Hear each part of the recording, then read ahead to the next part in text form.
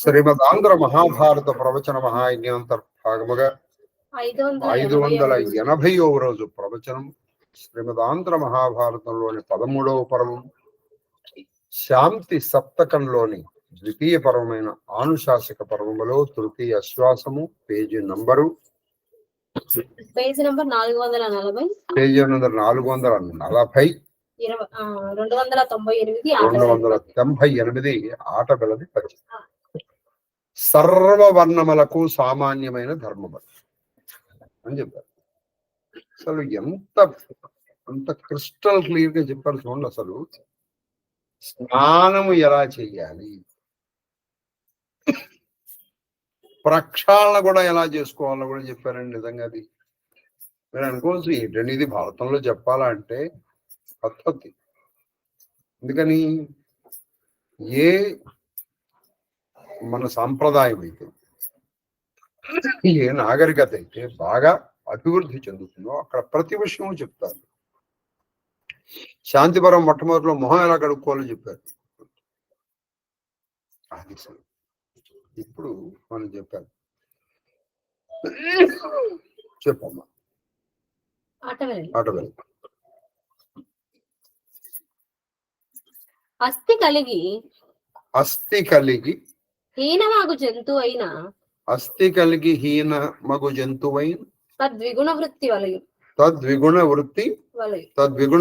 వలయు ప్రగుణ జంతువునకు నలుమడించునది నరమాత్ర హింస అష్టగుణ కృతీయ పాయు. నరమాత్ర హింస అష్టగుణ కృతీహ పాయు.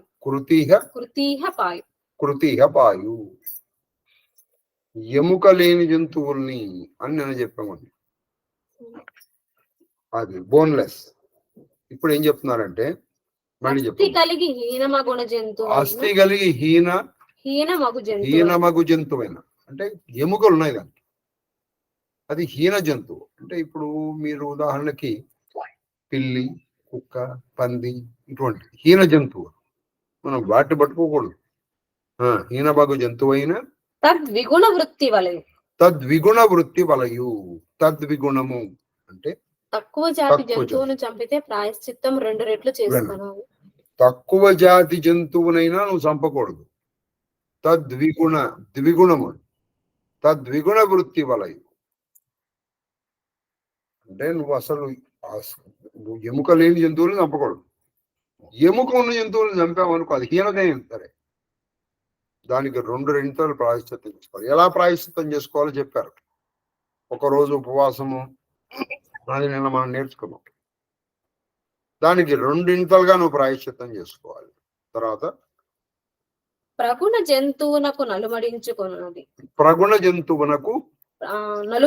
నలుమడించుకున్న ప్రగుణములు అంటే మంచి గుణములు కలిగిన జంతువు ఉందనుకో 4 రెట్లు చేసుకోవాలి. అప్పుడు నువ్వేం చేయాలి? ప్రగుణములు మంచి గుణములు అంటే ఏ గేదె పాలిస్తుంది, ఎద్దు అది నీకు దున్నుతోంది. ఇక ఆవునైతే నువ్వు ఏ పరిస్థితుల్లో చేయకూడదు. ఇటువంటి ప్రగుణ జంతువులను నువ్వు చేసావు అనుకో అప్పుడు నువ్వు ప్రాయశ్చిత్తం 4 ఇంతలు చేసుకోవాలి.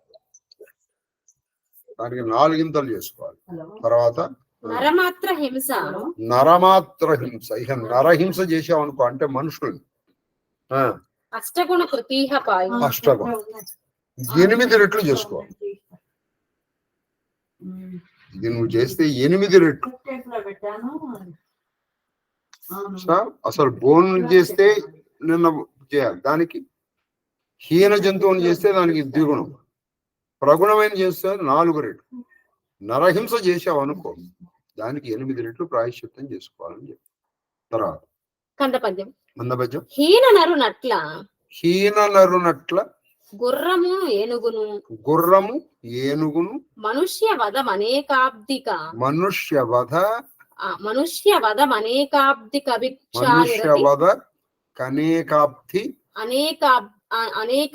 భిక్షానిరతి అనేకాబ్దిక భిక్షానిరతి ప్రభృతి ప్రభృతి సుకర్మానుష్ఠానముల గాని సుకర్మానుష్ఠానముల గాని అరుగ తలతులను అరుగదు అలతుల అరగదు అలతుల అంటే తక్కువ ప్రాయశ్చిత్తంతో పోదు. ఏమిటది? ఒకటి చెప్పమ్మా. హీన నరునట్ల. హీన నరునట్ల అంటే హీనమైనటువంటి మనుషులు అంటే ఏ ఉపాసన లేకుండా ఏదో బతుకుతున్న ఒక పశువులాగా బతికే మనిషి అన్నమాట. పశువు ఉంది, ఏం చేస్తుంది? తినడానికి బతుకుతుంది. అంటే ఏ విధమైనటువంటి ఆశయాలు,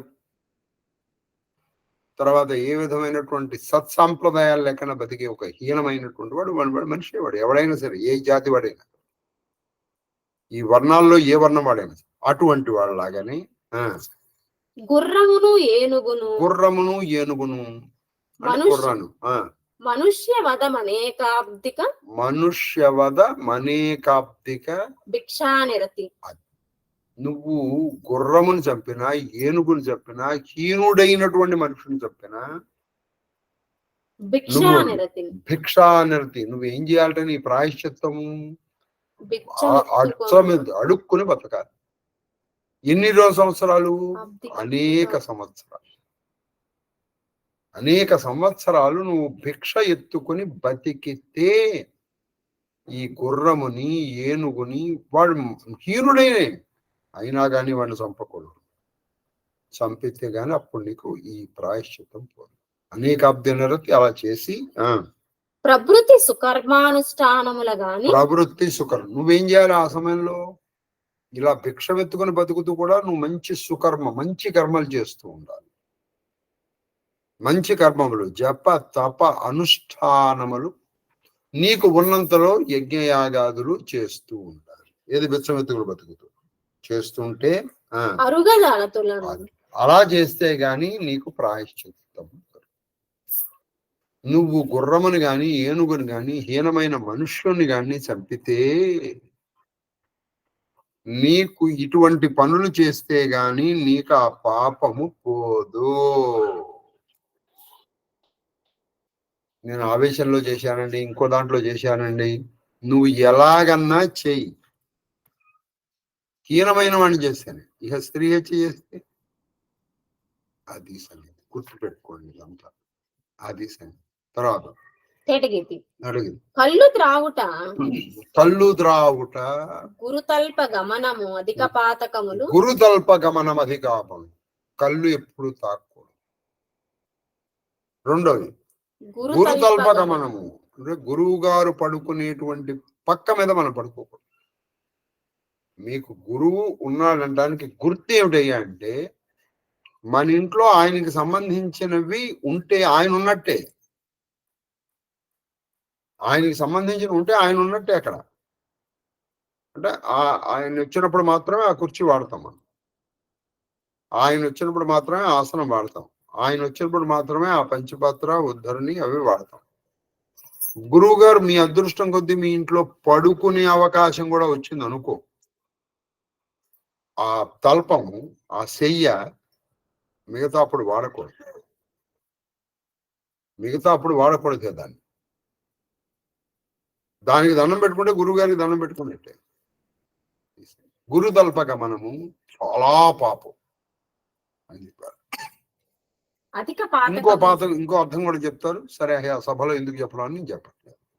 తర్వాత అధిక పాతకములు ఇవి చాలా పెద్ద పాపాలు. ప్రాణముల్ వాయబెట్టి చేయు ప్రతికారముల గాని చెడవు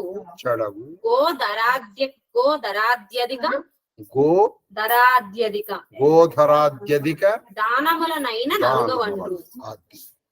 నువ్వు ఈ పాపం చేసి గోదానం చేసావు అనుకో పోదు, భూదానం చేసావు అనుకో పోదు. అంటే గురువు గారు పడుకునేటువంటి మంచం మీద నువ్వు పడుకుని నువ్వు భూదానం చేసావు, నీ పాపం పోదు. లేదా ఇంకోటి రెండు పాపాలు చెప్పారు. కళ్ళు తాగడం, భూదానం చేసావు, పోదు ఆ పాపం. మరి ఎలా పాపం పోతుందంటే ప్రాణాలని పణంగా పెట్టేటువంటి చేయాలి. నీ ప్రాణం పోతుందా లేదా పోయేటట్టుగా నీ ప్రాయశ్చిత్తం చేయాలి. అంటే అగ్నిలోంచి నడవటం, అగ్ని ఇలా చేతితో పట్టుకోవటం ఉన్నాయిగా, మనం శాంతి దాంట్లో విన్నాం. కాబట్టి అలా చేసినప్పుడు వస్తుంది. అంతేగాని గోదానము భూదానం చేసినా కూడా ఆ పాపం పోదు. సరే, ఎంత కాబట్టి గురువు ఉండడం ఎంత ఇదో, గురువు అంత ప్రమాదం కూడా మనకి. ఆయన కోసం వెంటనే కొన్ని అట్టే పెట్టాలి మనం. అసలు మన ఇంట్లో ఆయన పడుకోలేదు అనుకో, మీరు అదృష్టవంతుడు, దరిద్రం వదిలిపోయి తీసే. తర్వాత ఇవి ఎరిగి ఎప్పుడు పరలోక విభూతి మనంబునందు కలిగి సకల భూత విషయ దయ నూనిన అట్టివాడు కీడెల్ల పోనడచి మేలొందు.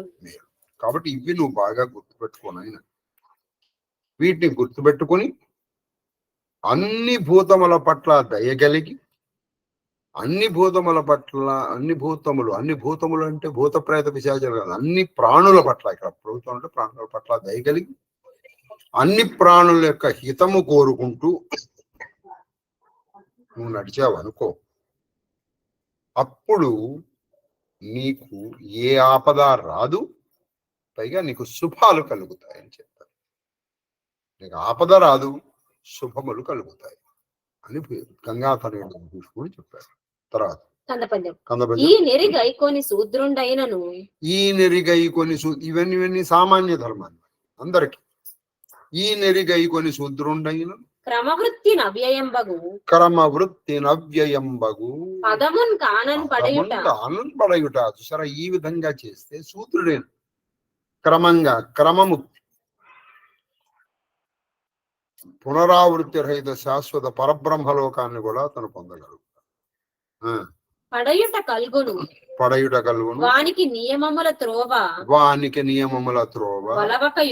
అది వాడికి ఇంకే నియమాలు ఉండాల్సిన అవసరం లేదు నాయన. ఇగో ఇప్పుడు ఈ చెప్పిన సామాన్య ధర్మాలన్నీ పాటిస్తూ ఉంటే పరమపదాన్ని సంపాదించవచ్చు అని చెప్పారు. తర్వాత అని నిర్దేశించి అరిష్టంబులు ఎరింగింప అనుకంప పుట్టుటయు. చూసారా, ఇవేవి ఆయన అడగలా, ఆయన అడిగితే చెప్పలేప్పుడు. అరిష్టములు అంటే ఏవి చేస్తే మనకి కీడు జరుగుతుందో అది చెప్పాలనుకునే దయ పుట్టిందట ఆయనకంతటా. ఆయనకి దయ పుట్టి ఈయనకి చెప్తున్నాడు ఏవేవి చేస్తే అరిష్టాలు, అది చూద్దాం. చెప్పండి. శీసపద్యం. పురుషు హిరణ్మయు నరుడెవ్వడు ఉత్తరమున కాంచు దక్షిణముఖతనుండన్ అతనికి వర్షత్రయమున మృత్యువచ్చు. 3 సంవత్సరాల లోపల వీడికి మృత్యు వచ్చేస్తుంది. అంటే అరిష్టాలంటే దుశ్శకునాలని చెప్పచ్చు మనకు.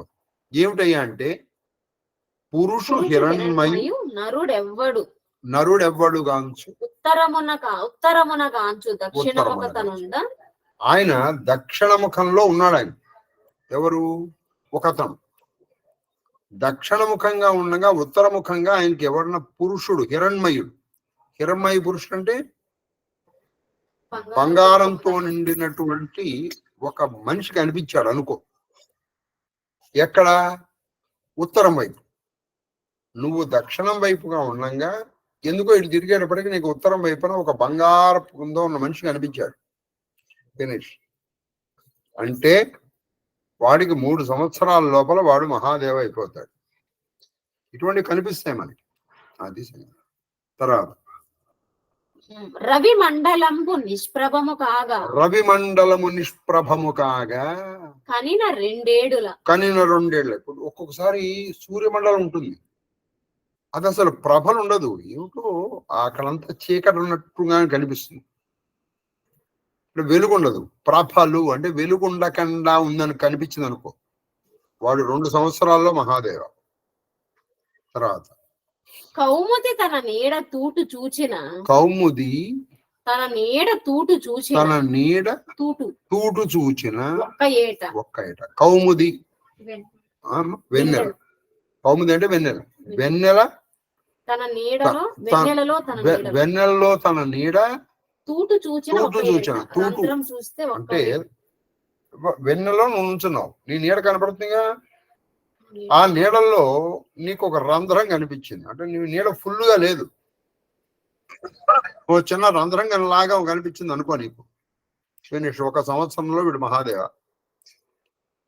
ఇప్పుడు ఇవేవో నేను చెప్పాను, ఇక రోజు దీన్ని మీరు ప్రాక్టీస్ చేసుకుంటూ కూర్చోకండి. వెన్నెల వచ్చినప్పుడు ఇలా చూసుకుని ఆ రంధ్రం లేదు, బాగు అంటే నేను ఒక్క 7 కంటే ఎక్కువ బతుకుతాను. అలాగే 2 ఏళ్ళు నువ్వు ఇటు ప్రతిసారి ఇటు దక్షిణం వైపు మొహం పెట్టి ఇటు ఉత్తరం వైపు నాకు బంగారం కనిపిస్తుంది అంటే నేను 3 ఏళ్ల కంటే ఎక్కువ బతుకుతాను. అలా మీరు ప్రతిసారి చేసుకోక్కర్లేదు, ఊరికే చెప్తున్నాడు ఆయన. అది విమౌళి అయి ఉన్నా అది విమౌళి అయి ఉన్న షణ్మాస మాత్రం. అది ఇప్పుడు నువ్వు నీడ కనిపించింది, అయితే అదేంటి కంఠం లేదు దాంట్లో. విమౌళి విగతమైన మౌళి అనమాట. మీరు దాన్ని చూస్తే మొత్తం శరీరం కనిపిస్తాం కానీ అది నీడలో అయిపోయింది. వీడు 6 నెలల్లో పోతాడు వీడు. కరముల కదియ మూసికొనిన అప్పుడు మ్రోత వినకున్నా అయిపోయింది. వీడు 4 రోజుల్లో పోతాడు. వీడు ఏం చేయాలి? చెవులు 2 చేతులు మూసుకుని ఒక నాదం వినలేకపోయాడు అనుకో. నువ్వు ఇట్లా పెట్టుకున్నావు అనుకో, నీకు నాదం వినిపిస్తుంది. అది నీకు వినపడలేదు అనుకోండి, ఒక 4 రోజుల్లోనే వీడు అయిపోయింది. అది ఇప్పుడు మీరు ఈ నా ప్రవచనం అనేది ఇలా పెట్టుకోకండి, సరేనా? కర్ణములు నాసికయును పట్టు కదల వికృత వర్ణకత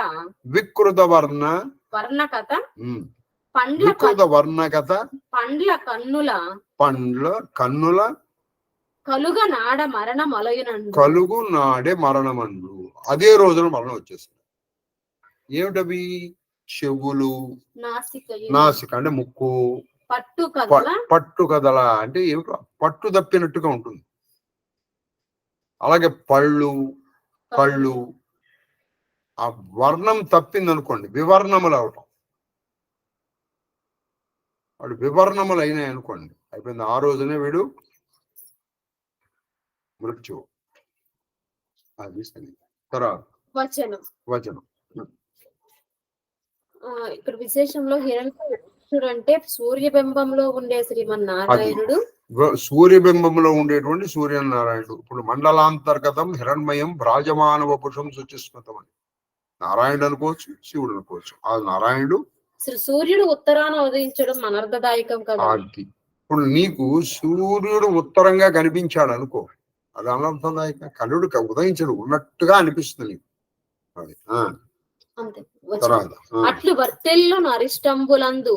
వర్తిల్లు నరిష్టములందు ఎయ్యవి తోచిన కలంకం బొరయని అంతరంగంబు తోడ. అది నీకు అరిష్టాలు తోచగానే అయ్యో నువ్వు ఎడుతూ కూర్చోవద్దు, వెంటనే ఏం చేయాలో చేసేసి.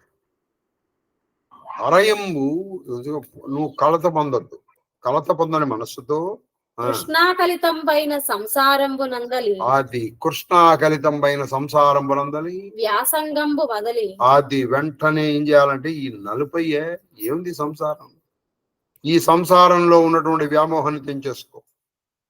ఆ మిగతా సేపు నువ్వు కేవలం ఆ భగవంతుడి మీద మనస్సు లగ్నం చేసేసి. ఎందుకంటే అది అలా జరగవలసింది ఉంటే అది అలా జరిగే తీరు.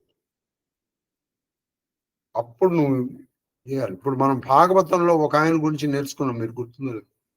ఆయన దేవతల దగ్గరికి వెళ్ళాడు సాయం చేశాడు. సరే అయిపోయింది, యుద్ధం అయిపోయిన తర్వాత నాకు ఏంటి మీరు చెప్తారంటే, నేను ఇంకెంతసేపట్లో పోతున్నాను, నీకు కొన్ని గడియలు నేను చాలనుకున్నాడు. వచ్చేసాడు, పాది పెట్టేశాడు, ధ్యానంలో నిమగ్నుడై మోక్షాన్ని పొందేశాడు. కాబట్టి ఆ మిగిలిన సమయాన్ని నువ్వు దేనికి వెచ్చించుకోవాలి? భగవంతుడిని చేరడానికి వెచ్చించుకోవాలి. సార్ నేను 3 సంవత్సరాల్లో పోతాను సార్, 3 సంవత్సరాల్లో పోతాను సార్, నాకు అది కనపట్టలేదు సార్ అన్నా అనుకో, 3 సంవత్సరాలు కూడా అక్కర్లే, విడిపి సంవత్సరమే చాలు. సిద్ధపడి ఉండాలండి. ఎందుకు దానికి భయపడటం నాకు అర్థం కావట్లేదు. సిద్ధపడి ఉండడమే, ధైర్యంగా ఉండాలి. ఎప్పటికైనా తప్పదు. దానికోసం ఎందుకు భయపడ్డం? సార్ నాకు ఇంకా బాధ్యతలు, ఓరి నాయన, మరి బాధ్యతలు ఉన్నాయని మనం ఎన్ని శాంతి పర్వాలు నేర్చుకున్నాం? దానికి తెలుస్తుందా?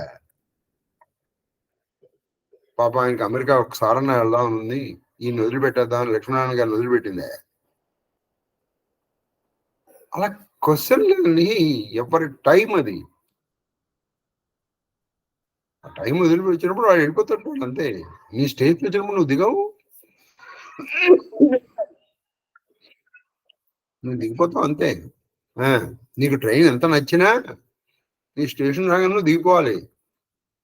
తర్వాత వ్యాసంగంబు వదిలి హృదయం ఏకాగ్రంబు గావించి మునీంద్ర నిర్దిష్ట నిర్మల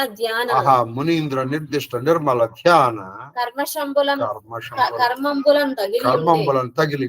కాబట్టి మునిలు ఏ విధంగా నిర్దేశించారు ఆ విధంగా ఏమైనా నిర్మలమైనటువంటి ధ్యానంలో మునిగిపో. నువ్వు పునరావృత్తి, మళ్ళీ పుట్టి మళ్ళీ చావు, ఇదే ఆఖరి చావు అయిపోతుంది. నీకు నిజంగా మృత్యు తొందరగా తెలియడం అది నీ అదృష్టం. నేను అతి త్వరలో పోతాను, ఎందుకంటే మనం ఎప్పుడు పోతామో తెలియదు. నీకు ఇటువంటి అరిష్టాలు ఎందుకు చెప్పానంటే నేను భయపెట్టడానికి కాదు. ఓహో తెలుస్తోంది, కానీ ఇప్పుడు మనం ఇలా చేద్దాం, అయిపోయింది. సంసారంలో ఉన్నాం, అయితే వీడు ఏమైపోతాడు, వాడు ఏమైపోతాడు, ఎవ్వడు ఏమీ కాదు. మీకు రాసిస్తాను. ఎంతవరకండి? 10 రోజులు 12 రోజులు ఏడుస్తారు. తర్వాత ప్రాణులకు వియోగముగుచో ఎవ్వారికి ఎవ్వారు, ఈ సృష్టి అంతా నడిచిపోతుంది, ఫినిష్. నిన్ను మర్చిపోవడానికి 12 రోజులు చాలు. నిన్ను మర్చిపోవడానికి 12 రోజులు చాలా ఎక్కువ, అది చాలా ఎక్కువ. తర్వాత తగిలి ఉండి నేను కాలాంతక ప్రసాదంబు పడయను. కాలాంతక ప్రసాదం, కాలాంతకుడి యొక్క ప్రసాదము నీకు వస్తుంది, అంటే ఆ యముడి ప్రసాదం. అలా ఉండి తెలివి కొరంతన్ కాలగోచరత్వంబు నంది వైశ్య రాజన్య విప్రకులంబులందు తద్విధ సంపత్ సమృద్ధంబులు ప్రబుద్ధంబులనగు వంశంబుల జనించి. చూసారా? అప్పుడు ఈ శూద్రుడు కనుక ఇలా చేశాడు అనుకో, ఆ తర్వాత ఏం జరుగుతుంది? నెమ్మదిగా శూద్రుడు వైశ్య కులంలో పడతాడు, ఆ తర్వాత క్షత్రియ, ఆ తర్వాత బ్రాహ్మణ కులంలో పడతాడు. అంటే నువ్వు ప్రస్తుతం బ్రాహ్మణుగా జన్మించాలంటే ఎన్ని జన్మల తర్వాత నీకు ఈ పుణ్యం వచ్చిందో. పుట్టి వాడు నెమ్మదిగా క్రమముక్తిని పొందుతాడు వాడు. అది తర్వాత అయ్యై కర్మంబుల దశన్ నెయ్యం బెసలార కలిగి నియమ నిరూఢుండియన ఈ అనన్ సుకృతంబులు అయ్యడు సౌఖ్యంబు ఇహమునందు పరమునందు. కాబట్టి ఇప్పుడు చెప్పినటువంటి మాటలు ఉన్నాయే, అయ్యా కర్మలు, ఏ పనులు నెయ్యముతో స్నేహముతో పెసలారగా కలిగి నియమ నిరూఢుండు, చాలగా నియమంతో స్నేహంతో ప్రేమతో నువ్వు ఈ కర్మలు కనుక చేస్తే నీకు ఇహము పరము కూడా లభిస్తున్నాయి అని చెప్తారు. సర్వధర్మములు, సర్వవర్ణములు. తర్వాత తేటగీతి అనుభవించుచు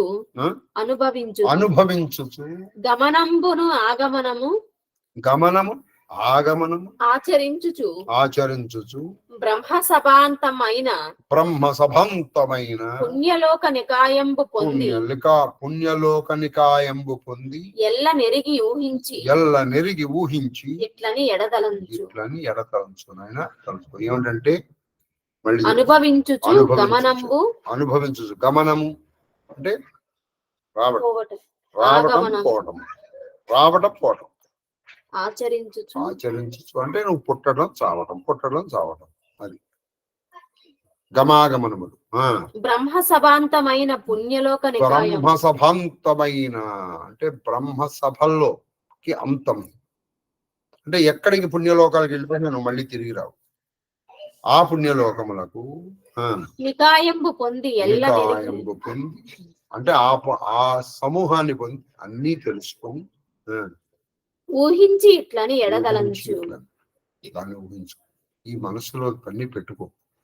ఇవన్నీ ఊరికి ఏదో విని మన ఆయన ప్రవచనంలో విని ఈ చెవితో విని ఆ చెవితో వినేసి వాళ్ళకి వినమక్కనైన ధర్మరాజ మనసులో పెట్టుకో. ఇవన్నీ ఆయన కూడా అలాగే పెట్టుకుంటున్నారు. ఇవి ఎల్లన శాశ్వతములు. ఇవి ఎల్లన శాశ్వతములు. నీకు కనిపించే వస్తువు నీకు కనపడుతోంది. దృశ్యతే తన నశ్యతే. నీకు కనపడుతోందంటే అది నశిస్తుపోతుంది. ఇప్పుడు దృశ్య దృక్ విజ్ఞానం శంకరాచార్య వారు పుస్తకమే రాశారు దాని మీద. అసలు దృశ్య దృగ్విజ్ఞానం కనపడేదేది చూసేదేది. మీరు చెప్పండి, చూసేదేది కన్ను అంటారా? సరే కన్ను అనుకున్నాం.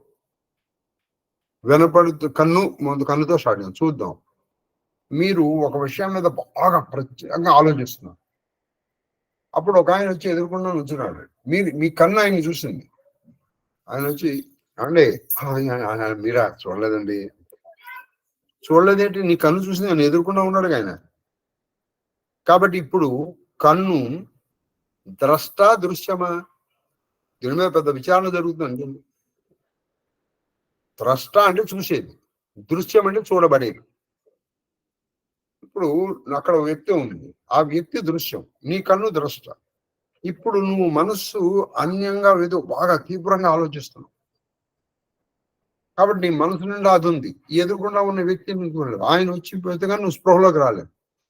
ఇప్పుడు నిజంగా చూసేది ఎవరు? మనస్సు. అప్పుడు మనస్సు ఏమైంది? ద్రష్ట అయింది. కన్ను ఏమైంది? దృశ్యం. అందుకే ఇది నశించిపోతుంది. సరే, మనస్సు ద్రష్ట అనుకుందాం. మరి మనస్సు నియమించగలదా? దాన్ని నియమించేది ఒకటి ఉంది బుద్ధి, దాన్ని నియమించేది ఒకటి ఉంది ఆత్మ. ఎప్పుడైనా చదవండి దృగ్దృశ్య విజ్ఞానం. చంద్రరాచార్యులు వారు రాశారు. ఏవి చదవకుండా మనం నాకు విజ్ఞానం వచ్చింది అనుకుంటే ఎట్లా? కానీ కనీసం విచారణ చేస్తే సరిపోతుంది. కాబట్టి ఇవన్నీ చేసేది ఒక వ్యక్తి ఉంది. ఇక్కడ ఏం చెప్తున్నారంటే చదవమ్మా. ఇవి ఎల్ల శాశ్వతములు. అది ఇవెల్ల శాశ్వతములు.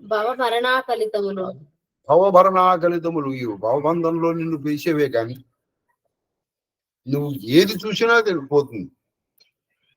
ఏది శాశ్వతం, ఏది శాశ్వతం. పటు సంసారోద్భవ దుఃఖయుక్తములు. పటు సంసారోద్భవ దుఃఖయుక్తములు. పట్టు చాలా బలమైనటువంటి సంసారములో నిన్ను పడేసేటువంటి అజ్ఞానం వల్ల పుట్టిన సంసారంలో పడేసేటువంటి నిన్ను సంసారంలో తిప్పుతూ ఉంటాయి. ఎందుకని నీకు ఇవే బాగా నచ్చుతుంది. నీకు ఇదే శాశ్వతం అనుకుంటావు. కాబట్టి నువ్వు ఇందులోనే తిరుగుతావు, ఇందులోనే ఉంటావు.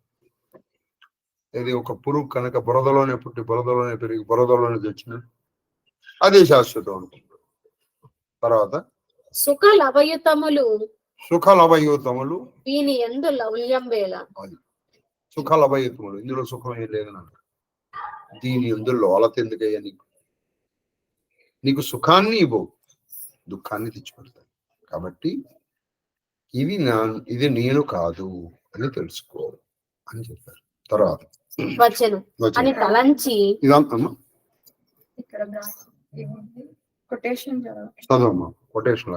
ఆ బ్రహ్మ భువనాల్లోక పునరావర్తినో అర్జున. అదే మన గీతలో భగవద్వాక్యం ఏం చెప్పారంటే ఆ బ్రహ్మ భువనాల్లోక అంటే బ్రహ్మలోకం నుంచి నువ్వు వెళ్ళినా మళ్ళీ తిరిగి వస్తావు. కాబట్టి తిరిగి రాని దానికే వెళ్ళవయ్యా అర్జున అని చెప్పారు. తిరిగి రాని దాని మోక్షం కోసం నువ్వు ప్రయత్నం చేయాలి. ఎప్పటికప్పుడు ఈ సినిమాలు కానివ్వండి, నాటకాలు కానివ్వండి, ఇంట్లో పెద్దవాళ్ళు కానివ్వండి, దీన్ని ఏం చేశారంటే భగవంతుడిని కోరికలు తీర్చే ఒక మిషన్ గా తయారు చేశారు. నీకెందుకురా ఇప్పుడు గుడి, నీకేం కావాలి అంటే నాకేమన్నా కావాల్సి వస్తేనే గుడికి వెళ్ళాలి, మనకేదన్నా మొక్కుకుంటేనే తిరుమల మెట్లు ఎక్కాలి, నీకేదన్నా కోరుకుంటేనే అరుణగిరి ప్రదక్షిణ చేయాలి. అలా చేసేటప్పటికి ఏం జరుగుతుంది, ఆయన కోరికలు తెచ్చే మిషన్. ఒక మంచి జ్ఞానము కోసం వెళ్ళాలి అనేటువంటి వెళ్ళేవాళ్ళు చాలా తక్కువ, 100కి 1-2% కూడా ఉన్నారో లేదో చెప్పలేదు. అలా అని లేరని మనం చెప్పలేమండి, ఇప్పటికి కూడా ఎంతో మంది ఉన్నారు. అది సంగతి. వీళ్ళు బాగా ఎక్కువ అవటం వల్ల దే ఆర్ ఓవర్ షాడోయింగ్ అస్.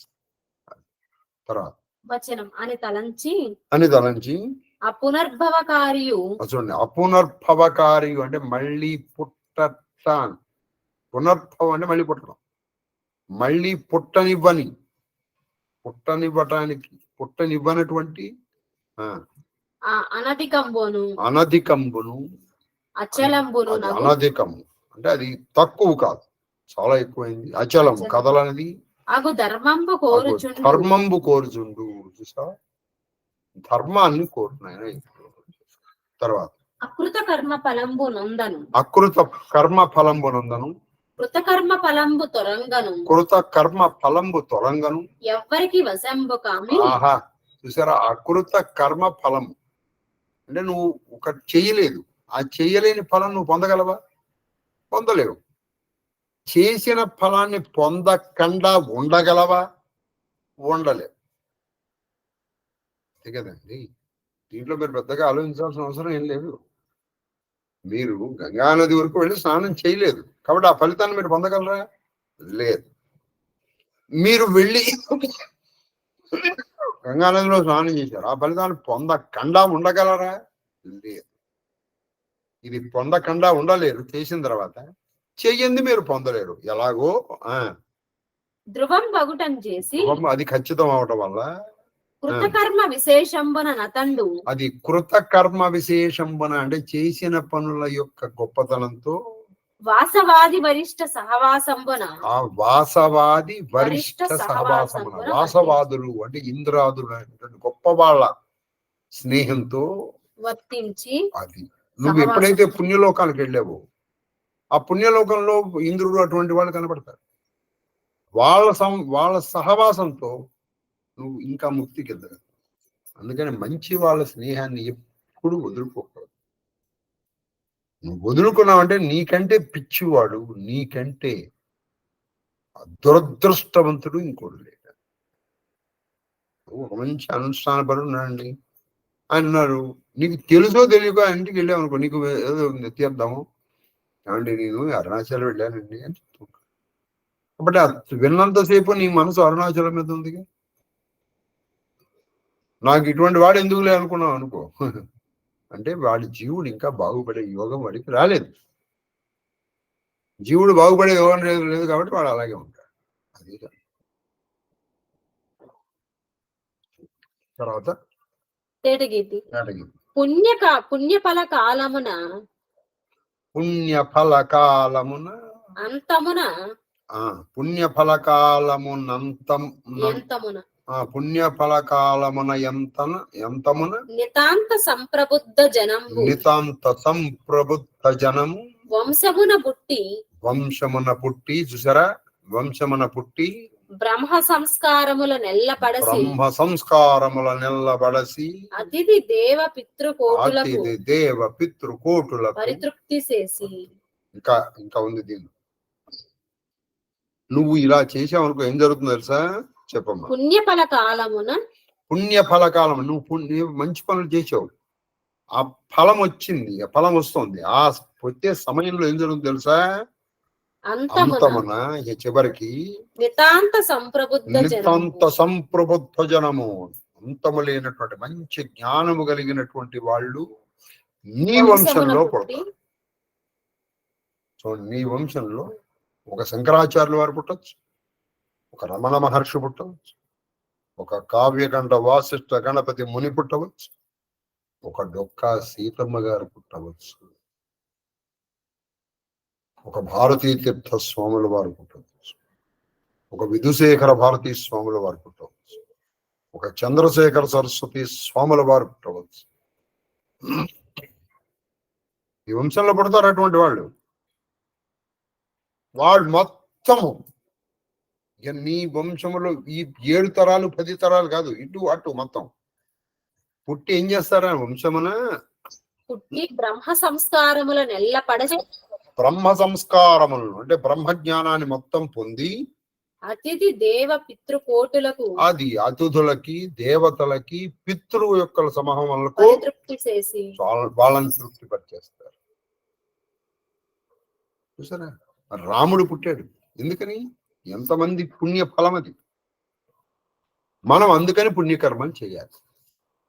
మనం ఎందుకు పుణ్యకర్మలు చేయాలి అయ్యా అంటే, పుణ్యకర్మలు చేయగా చేయగా చేయగా మన వంశంలో అటువంటి వాడు పుడతాడు. అది సంగతి. తర్వాత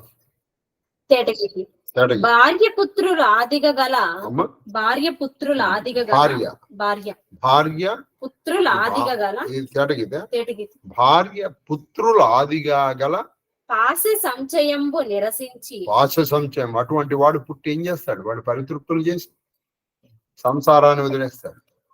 ఎందుకని? నువ్వు పెళ్లి చేసుకున్నావు, పిల్లలు అని నాది, అక్కడి నుంచి వీళ్ళని ఈ సంసారాన్ని వదిలేసి దాన్ని నిరసించి వద్దని అనుకుని యతి ధర్మం ఆచరించి చూసారా? అందుకే చెప్పాను నేను చెప్పిన వాళ్ళలో ఒక కావ్యకంఠ వాసిష్ఠ గణపతి మని డక్కా సూతమ్మ గారు మిగతా వాళ్ళందరూ యతి ధర్మాలు, యతులు. యతి మీ ఇంట్లో పుట్టాడంటే ఏం సామాన్యం అండి. ఇప్పుడు విధుశేఖర భారతీ స్వాముల వారు తీసుకోవాలంటే యతి ధర్మాలు తీసుకుంటారా? అప్పుడు ఆ వంశం మొత్తం పావనం అయిపోతుంది, ఆ కులం మొత్తం పావనం అయిపోతుంది. ఇల్లు వెడలి వాళ్ళు ఇల్లు వదిలిపెట్టి వెళ్ళిపోతారు. శంకరాచార్య వారు వెళ్ళిపోతారు. వాళ్ళకి ఏమున్నది? చంద్రశేఖర పరమాచార్యులు వారు వెళ్ళిపోతారు. అయిపోయింది, వచ్చారు. ఆఖరిలో ఒకసారి వాళ్ళ అమ్మని నాన్న చూశారట ఆయన ఆ ఫోటోలో. ఇల్లు వెడలి గురు శుశ్రూష అలగు సాంఖ్య యోగ శాస్త్ర రహస్యైక యోగ. వాళ్ళు ఏం చేశారు? ఒక మంచి గురువుని ఆశ్రయిస్తారు. ఒక ఆయన చిన్నప్పుడు, ఇప్పుడున్నారు ఆయన ఎవరో తెలుసా? ఇప్పుడున్నారు, ప్రస్తుతం ఇంకా జీవించున్నారు. ఆయన చిన్నప్పుడే వెళ్ళిపోయాడు ఇంట్లోంచి. చిన్నప్పుడే జ్ఞానం అంటే ఎలా ఉంది, జ్ఞానం అంటే ఎలా ఉంది అని తెలుసుకున్నారు. ఇల్లు వదిలిపెట్టి వెళ్ళిపోయారు. ఎక్కడికి వెళ్ళిపోయారు? ఈయన హరిద్వార్ వెళ్ళిపోయారు. అక్కడ ఒక కృష్ణాశ్రమం. అది సంగతి. వాళ్ళ అమ్మ ఆయనకి లెటర్ రాసింది. వాళ్ళ అమ్మకి తెలుసు ఈయన ఎప్పటికైనా అతని దగ్గరికి వెళ్ళి తెలుసుకుంటారు. అది సంగతి. మంచి గురు శుశ్రూష చేసి చాలా మంచి తక్కువ కాని సాంఖ్యయోగ శాస్త్రములను అభ్యసించి మంచి ఆ యోగాన్ని పొందుతారు. పొంది పుణ్యంబులైన అరణ్యంబులు ఆయన నిలబడతాడు. చక్కగా పుణ్యారణ్యములు, దండకారణ్య, బదరికారణ్య, వింధ్యారణ్య, కదలికారణ్య, వింధ్యారణ్య, నహుషారణ్య, నైమిషారణ్య, మొత్తం 10 అరణ్యాలు ఉన్నాయి. మన ఎక్కడ పడితే అక్కడ అరణ్యంలో ఉండకూడదండి, పుణ్యారణ్యంలో ఉండాలి. పుణ్యారణ్యాలకు వెళ్ళిపోయి శూన్య గృహముల అంటే ఇంట్లో ఎవ్వరూ లేని ఇంట్లో ఉండే ఉంటాడు ఆయన. అంటే పాడుపడిపోయిన ఇంట్లో ఆయన ఉంటాడు, ఉండే హాయిగా జపం చేసుకుంటాడు. ఎవ్వరు ఉండరు అక్కడ. దేవతా గృహములు అంటే దేవాలయములందు గుహలను నిలుచు. ఈయన ఎక్కడ ఉంటాడంటే పుణ్యాలకు వెళ్ళిపోతాడు, లేకపోతే ఎవ్వరూ లేని ఇంట్లలో ఈయన ఉంటాడు, లేకపోతే దేవాలయాల్లో ఓ మూల ఉంటాడు, లేదా దేవతా గృహాల్లోనూ, ఇంకా లేకపోతే ఎక్కడ గుహలో గుహలను రమణ మహర్షి స్కందాశ్రమంలో ఉన్న విరూపాక్ష గుహ. మరి ఎప్పుడు వెళ్ళాలి ఆ విరూపాక్ష గుహ? ఎంత వేడిగా ఉంటుంది తెలుసా అక్కడ. మరి ఆయన ఉన్నారు అక్కడ. స్కంద గుహ. అలాగే జటాస్వామి చేసిన గుహ ఉందండి. అసలు అది ఎలా ఉందంటే ఎలా వెళ్ళారు మరి ఆయన అక్కడ తలకిందులుగా తపస్సు చేశారు జటాస్వామి. ఏమి ఉన్నారండి. మీరు అక్కడికి వెళ్ళేటప్పటికీ అసలు ఒక పాజిటివ్ ఎనర్జీ వస్తుంది. వాటి గుహల్లో వాళ్ళు ఉంటారు. వాళ్ళు ఉండి కుడుపు భిక్షనర్చి వాళ్ళు భోజనానికి ఏముండదు, వెళ్ళి భిక్ష ఇచ్చిన వాళ్ళని వాళ్ళు పెద్ద ఆశీర్వదించరు, ఇవ్వని వాళ్ళని వాళ్ళు చెప్పించరు. ఇవ్వడం ఇవ్వకపోవడం నీ అదృష్టం అంతే. పైగా అసలు అటువంటి వాళ్ళు రావడం నీ అదృష్టం. ఒక విషయం బాగా గుర్తుపెట్టుకోండి, ఒక అనుష్ఠాన పరుడికి సహాయపడటము నీకు కొన్ని వందల వేల జన్మల పుణ్య ఫలము. అది ఆయనకి సహాయమే కాదు, నువ్వును ఉద్ధరించడానికి మార్గం. రోజు నా గురువు గారికి అన్నం పెట్టాల్సి వచ్చింది అనుకోండి, నేను గురువు గారికి అన్నం పెట్టాను తెలుసా, లేకపోతే వీడు ఏమైపోయాడు, వాడు ఏమిగాడు. నిన్ను ఒక ఆపద నుంచి తప్పించడం కోసం నీకు ఒక పుణ్యం ఉండాలి. నీకు పుణ్యం ఉండాలి కాబట్టి ఆయన ఏం చేశారంటే నీకు ఆయనకి అన్నం పెట్టే అవకాశాన్ని నీకు ఇస్తారు. ఒక అనుష్ఠాన పడి గుర్తుపెట్టుకోండి, గురువుకు సహాయపడటం అంటే మీరు సామాన్యం అనుకుంటున్నారు. ఇంకొక విషయం, ఇదంతా కేవలం ఏదో మంత్రాలు శాస్త్రాలు చదివిన వాళ్ళకి తెలుసుకుంటుంది అనుకుంటున్నారా? తెలియదు. సంస్కారం ఉన్న వాళ్ళకి తెలుసు. ఒకానొక సందర్భంలో ఇక పేర్లు మనకు అనవసరం, అయితే మనం సిద్ధంగా ఉండాలనుకుంటా అన్నారు. దీనికి అందరం కాంట్రిబ్యూట్ చేసుకుని ఒక ఈవెంట్ చేయడం కోసం డిసెంబర్ నెలలో, అదే నెలలో ఫిబ్రవరిలో ఒక అతను ఈ అవకాశాన్ని దయచేసి ఇంకెవరికి ఇవ్వకండి నాకు తప్ప, మళ్ళీ మళ్ళీ రాదు నాకు అంటూ వచ్చి ప్రదర్శన చేసి మొత్తం తన భుజస్కంధాల మీద వేసుకొని చేశారు. ఇప్పుడు మీరు చేయగలరండి? కాగితాలు ఎన్ని లెక్క పెట్టుకుంటే మేము వస్తుందండి? ఈ రెండు నా చెవులతోనే వినండి. ఏ పేర్లు ఎందుకని నేను చెప్పట్లేదు. కాబట్టి అది మీకు ఒక అవకాశం. విచిత్రమైన తెలుసా, ఈ ఇచ్చినటువంటి వాళ్ళకి ఇవాళే ఒక విచిత్రమైన డిస్కషన్ జరిగిందండి. ఒక విచిత్రమైన డిస్కషన్ జరిగింది. మీకు ఈ పేర్లు కావాలంటే చెప్తాను, ఇవాళ మార్గశిర బహుళ పాఠ్యం. మా శ్రీకృష్ణ ఉంది కదా, ఈ అమ్మాయికి పెళ్లి అయ్యేటప్పటికి వాళ్ళ మామగారు చనిపోయారు. నేను వాళ్ళ మామగారు వెళ్ళిపోయిన నాకు తెలియదు, కానీ అది తెలుసుకుని నా నుంచి వాళ్ళ ఆయన చేసినా చెయ్యకపోయినా ఆ రోజున ఈవిడ పరవాణం చేసి స్వయం పాకం ఇచ్చి అన్ని చేస్తుంది. నేను వాళ్ళ అత్తగారితో ఈ మాట అన్నా, కోడలు చాలా శ్రద్ధగా చేస్తున్నా ఈ పని,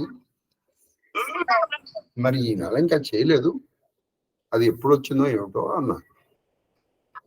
అనేటప్పటికీ ఆవిడ ఒక విచిత్రమైన మాట, ఇది ఎవరిని హర్ట్ చేయదు కాబట్టి నేను వీళ్ళ పేరు చెప్పు అంటూ, నేను మన కింద శర్మ గారు ఉన్నారు, ఎవరో మన నాగేశ్వర శర్మ, వాళ్ళిద్దరూ అయితే అసలు బ్రాహ్మణ కంటే ఎక్కువ చేస్తారు. ఆ శర్మ గారి భార్య గారు అయినటువంటి శ్రీమతి శివకుమారి గారు, వీళ్ళిద్దరు అలా చేస్తున్నప్పటికీ ఆవిడ ఒక మాట అంది, నాగేశ్వరరావుకి డబ్బులు ఎలా వస్తున్నాయండి ఇవన్నీ చేయడానికి? అంటే నేను అప్పుడు ఒక మాట అన్నా, అమ్మా మనం ఎప్పుడైనా ఇస్తేనే మనకు వస్తాయమ్మా, ఇదే మాట నేను అంటే అన్నాను. మనకి ఇస్తే వస్తాయి, ఇవ్వకపోతే రావు. మనం మరి ఇప్పుడు వచ్చిన వాళ్ళని అన్నారంటే వాళ్ళు గత జన్మలో ఇచ్చారు, ఇప్పుడు వస్తున్నాయి. ఎందుకంటే నేను చెప్పాను ఇట్లా, మేము నక్షత్ర దానం చేస్తున్నాం అని చెప్పాం కదా, రేపు 30వ తారీఖున 31వ తారీఖున మేము నక్షత్ర దానం చేస్తున్నాం, నేను మన శివకుమార్ గారు. ఈ నక్షత్ర దానానికి ఇంత అవుతుందమ్మా అని అంటున్నప్పటికీ ఒక్కడు సంపాదిస్తున్నాడండి, మరి ఆయనకి ఇవన్నీ ఎలా వస్తున్నాయి? ఇస్తే వస్తాయండి. ఇది కొన్ని గంటల క్రితం జరిగింది. మీరు ఇవ్వండి వస్తాయి. నేను ఈ విషయం ఎందుకు చెప్పానంటే, అలా నా ఒక వ్యక్తికి సహాయం చేశాడు, అది వాళ్ళ అమ్మాయి పెళ్లి విషయం. చేసిన అతను విచిత్రంగా మన ఖండము కాని ప్రదేశంలో 3 చోట్ల, ఈ 2 సంవత్సరాల్లో 3 చోట్ల బ్రహ్మాండమైనటువంటి విల్లాస్ కొనుక్కున్నారు. విల్లాస్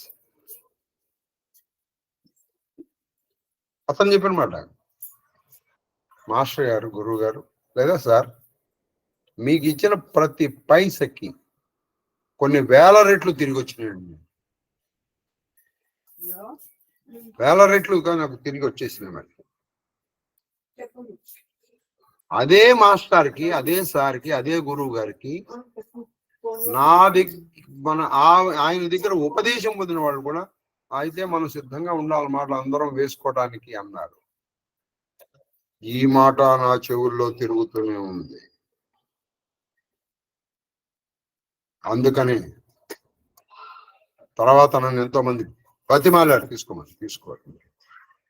ఆ వ్యక్తి నన్ను అంటే నేను ఇక్కడ ఏదో డైరెక్ట్ వెళ్తాను, నన్ను నేను కాదు. అది సరే, ఇగో ఆ అదృష్టం మన కీర్తిశేషుడు వడ్లమాని వారికి దక్కింది. కాబట్టి ఒక మాట అనబోయే ముందర 1-2 సార్లు ఆలోచించి అనడం బెటర్. వీళ్ళకి ఎక్కగా ఉందండి లక్షణాలు. ఇప్పుడు నేను చెప్పిన వీళ్ళిద్దరూ కూడా అబ్రాహ్మణులు, మీరు అనుకుంటున్న బ్రాహ్మణులు కాదు, వాళ్ళిద్దరూ అలా సరిగ్గా చేస్తారు. ఇప్పుడు ఈవిడికైతే అసలు వాళ్ళ మామగారు తెలియదు, వాళ్ళ మామగారు రూపురేఖలు కూడా తెలియదు, చేస్తున్నాం ఇలా అని. కాబట్టి ఆ సంస్కారం ఉండాలి. నెంబర్ 1. గురుగారు మీరు చెప్పారు, నేను చెప్పితే మనం చాలా మందికి చెప్తున్నాను, ఎవరు అందరూ వింటున్నారు. అరే గురువు గారి మీద ఎందుకు దోషేస్తారు? ఇప్పుడు చేయడంలో నేను క్రెడిట్ తీసుకుంటే చెయ్యని వాడికి కూడా నేనే రెస్పాన్సిబుల్ కదా. కాబట్టి నాకు క్రెడిట్ వద్దు, డెబిట్ వద్దు అని వాడు చేస్తున్నందుకు నాకు చాలా నచ్చడం. వాడు మాసికాలుగా, నేను సంవత్సరికములుగా ఇప్పటికీ మాసికాలుగా. కాబట్టి నేను ఇస్తే వస్తుంది. దాచుకున్నాం అనుకో, పంచుకున్న పాలు మంచి పెంచునోయ్, మొరగబెట్టుకున్న పాలు విరుగునోయ్ అన్నాడు. అది చెప్పు. వెలుగుచుండి తక్కువ ఫలము తొడి, ఒక చోట మరగక వల్లమియును. ఒక చోట మరగక వల్లమి. వాళ్ళు ఏం చూంటాడు, అటు ఇటు తిరుగుతుంటాడు. ఆయన ఎప్పుడు ఒక చోట ఉండడు. ఇక శుకుడు ఉన్నాడు, ఆవు పాలు పితికింతసేపు గోదోహనం అంటారు, అంతసేపు కూడా ఒక చోట ఉన్నట్టు. ఎందుకని ఉన్నాడంటే అక్కడ ఉన్నాడు అనుకోండి, అక్కడ ఉన్నటువంటి ఆ వ్యక్తులతోనూ ప్రాంతముతోనూ ఆయనకు బంధం ఏర్పడదు.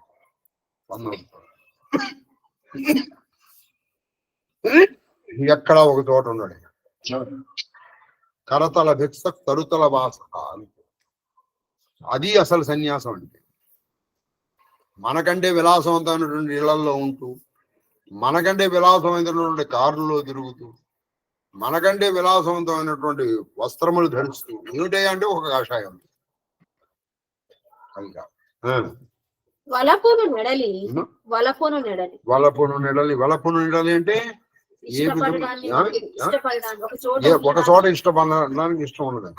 నిర్ద్వంద్వత పాటించి నిర్ద్వంద్వత పాటించి ఆయనకి ద్వంద్వం ఉండదు. ద్వంద్వం అంటే ఈయన ఇష్టం, ఈయన చిచి, ఇది లాభం, ఇది నష్టం, ఏది ఉండదు ఆయన. అందుకే మీకు చెప్పాను, ఇప్పుడు ఆయన పిలిచి ఒకటి ఇచ్చాడు మహాదేవ, ఒక ఆయన ఇవ్వలేదు, ఆయన్ని మహాదేవ. ఈయన ఆశీర్వదించడం, ఆయన చెప్పించడం. ఆయన ఇప్పుడు ఇచ్చిన వాడిని నువ్వు ఆశీర్వదించావు అంటే ఈయనంటే నీకు ప్రత్యేక విమానం ఉంది.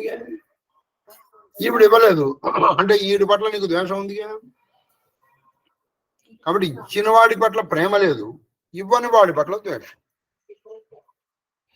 రావడం రాకపోవడం అంతా మహాదేవ. అసలు మీరు ఇది కొంచెం నెమ్మదిగా ఆలోచించుకొని మీరు అరణ్యాలకు వెళ్ళక్కర్లేదంటే అప్పుడు మీకు అసలు ఈ ముందర ఇష్టాయిష్టాల నుంచి మనం బయటపడాలండి. ఇది సాధనలకు వెళ్ళాలనుకుంటే మనం ఆ ఇష్టాయిష్టాల నుంచి బయటపడాలి. మమత అహంకృతి మాని, మమత అహంకృతి మాని, మమకారం లేదు, అహంకారం. నిత్య తృప్తాత్ముడును, ఇది చాలా ముఖ్యం. నిత్య తృప్తాత్ముడు, ఎప్పుడు తృప్తిగా ఉంటాడు.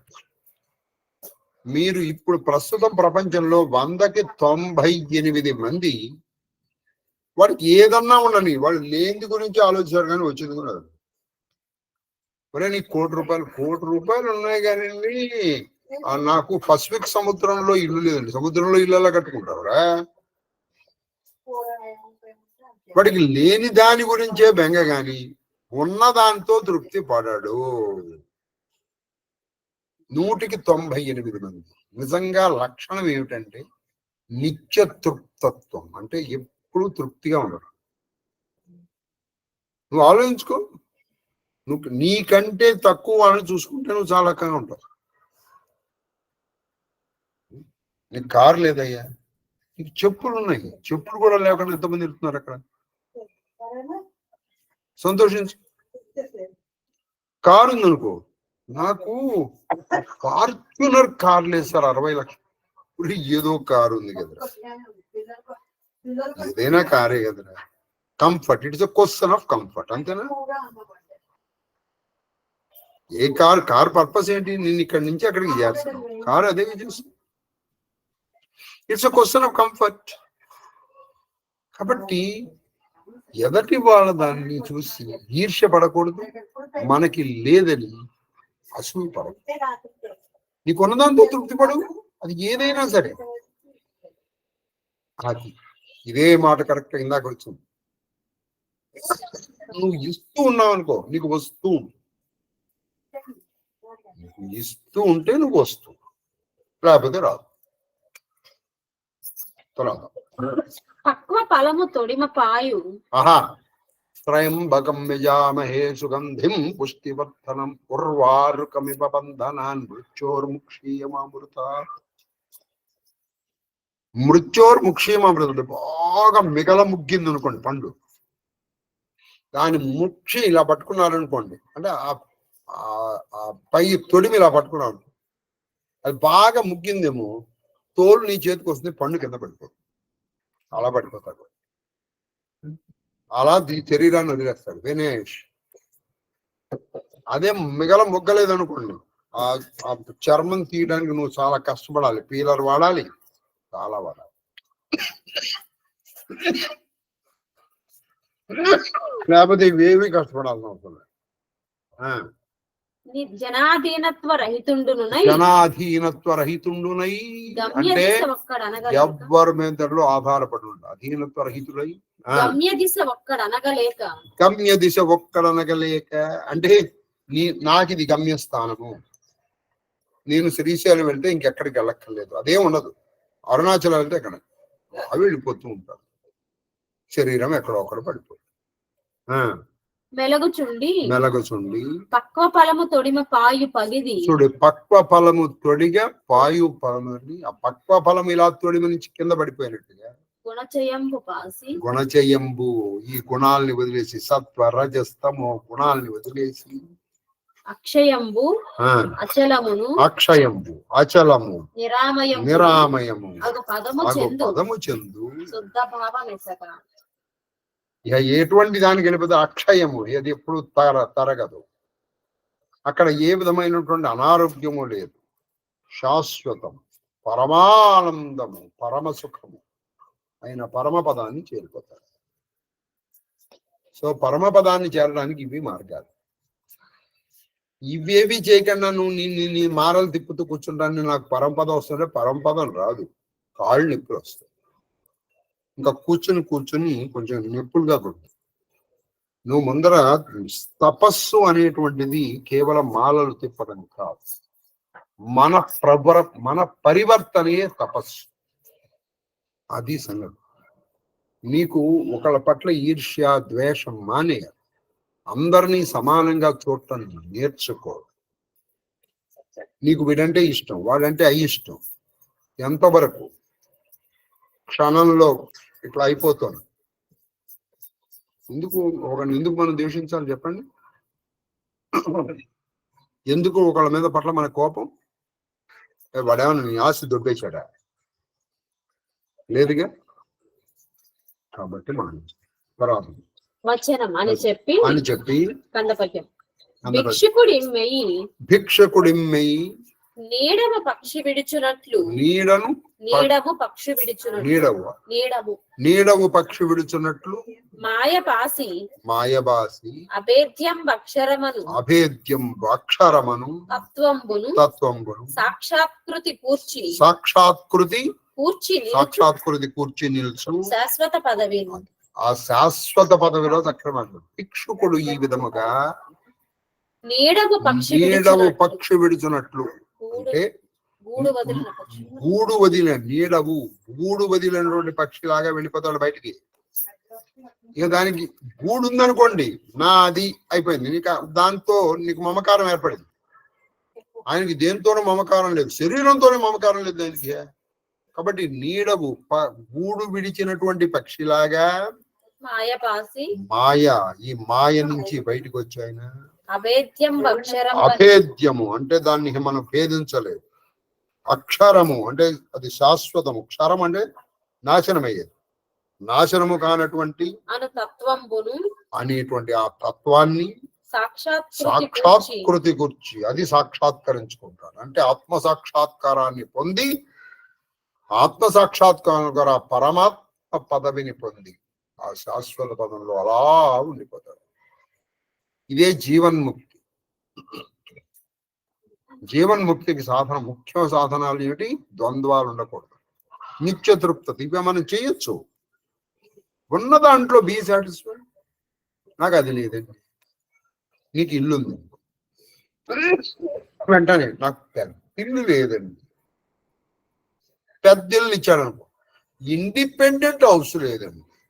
ఇండిపెండెంట్ హౌసే ఉంటాం. అది సిటీ మధ్యలో లేదండి. అందుకే పోతనామాచులు వారు చెప్పేశారు, తృప్తింజందని మనుజుడు సప్తద్వీపంబులనైన సక్కంబడుని. నీకు తృప్తి లేకపోతే 7 ద్వీపాలని నువ్వు రాజు చేసేసిన, ఈ మొత్తం ప్రపంచానికి నేను రాజు చేసిన. నేను ప్రపంచానికి రాజును కానీ మరి చంద్రుడి మీద నా ఆధిపత్యం లేదు కదా అంట. నీకు తృప్తి ఉందనుకో, నీకు 10 అడుగుల నేలున్నా చాలు. 10 అడుగుల నేలున్నా చాలు. తృప్తి లేదనుకో, 1000 గజాలు స్థలం ఉన్నా నీకు తెలియదు. కాబట్టి ఉండాల్సింది ఏంటి? తృప్తి.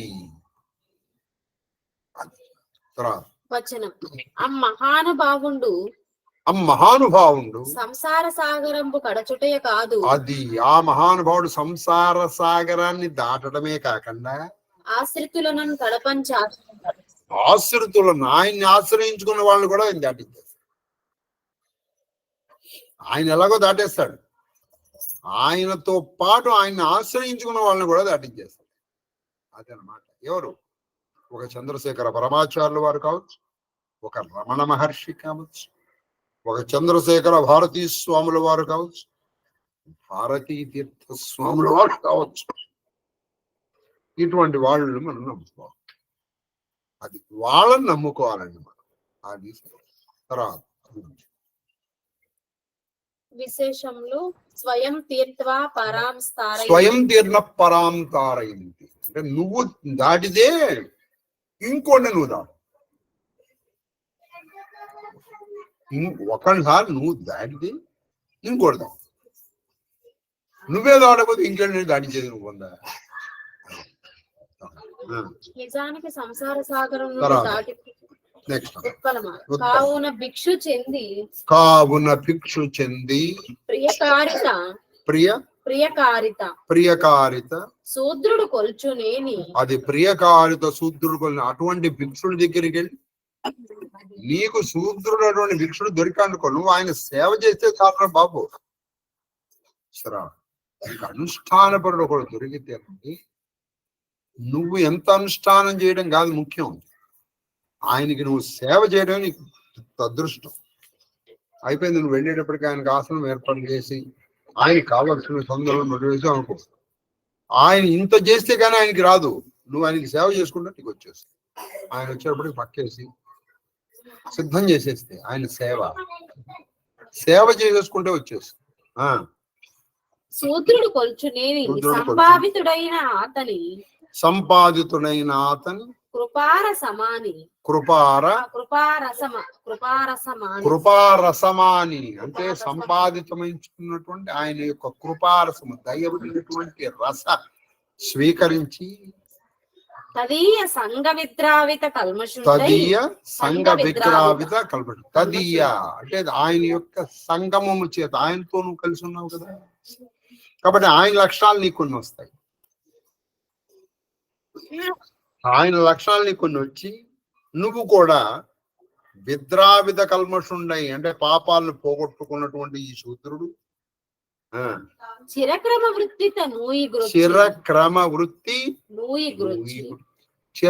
వృత్తి నెమ్మదిగా క్రమవృత్తిగా క్రమక్రమంగా నూయి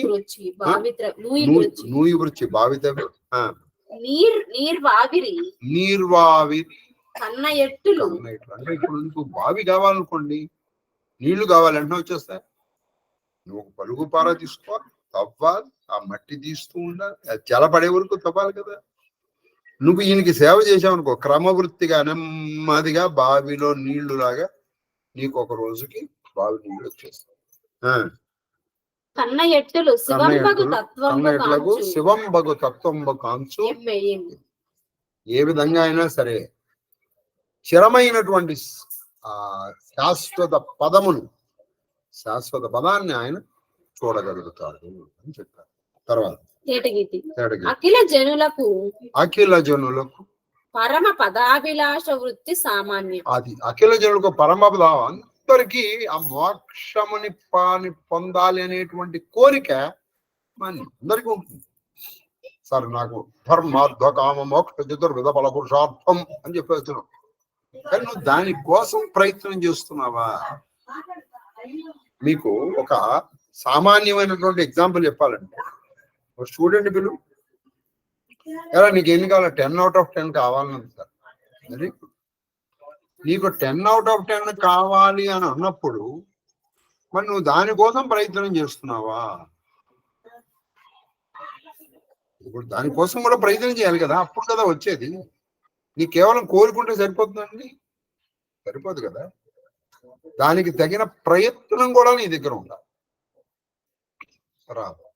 అది ఒండు వెంట శూద్ర జనములకు నెట్లు వరలిన అది ఒండు వెంట శూద్ర జనములకు ఎట్లు వరలిన సఫల కాదు దాని భిక్షుక సేవ సత్ఫలత కూర్చు. కాబట్టి ఇంకో విధంగా శూద్రుడు ఆ పరమ పదాన్ని చేరాలి కోరిక సఫలం కాదు. అయితే నీకు అది సఫలమై కార్యక్రమం ఏంటంటే భిక్షుకుడు ఎత్తుల యొక్క సేవ, ఎత్తుల సన్యాసుల సేవ, అనుష్ఠానపరుడు ఇక్కడ చెప్పాలి. తర్వాతి ఘట్టం పరాశర ముని ప్రణీత ధర్మ విశేషము. ఇప్పుడు పరాశర ముని ప్రణీత ధర్మ విశేషం భీష్ముడు ఇవన్నీ కూడా పరాశరుడు చెప్తున్నాడు. ఇంకా ఆయన ధర్మ విశేషాలు చెప్తున్నాడు, అవి ఇంకా చెప్తున్నాడు. ఎవరికి? పరాశరుడు చెప్పినటువంటి ధర్మ విశేషాలు ఎవరికి? మన గంగాతనుడైన భీష్ముడు ధర్మరాజు గారికి చెప్తున్నారు. తేటగీతి తేటగీతి. వర్ణములకెల్లా ఇంద్రియ వ్యాప్తి నిగ్రహంబు వలయు. వర్ణములకెల్లా ఇంద్రియ వ్యాప్తి నిగ్రహంబు వలయు. అది ఏ వర్ణం వాడైనా సరే, బ్రహ్మ క్షత్రియ వైశ్యులలో ఇంద్రియ నిగ్రహము, ఆ ఇంద్రియ నిగ్రహాన్ని ఉంచుకోవడం చాలా ముఖ్యం. ఈయది కన్నయంత తృప్తి పొంది ఆశపడకున్న ಒಂದು ಸಾಧು ಜನುలు వెదకున అనామయ సత్పదము.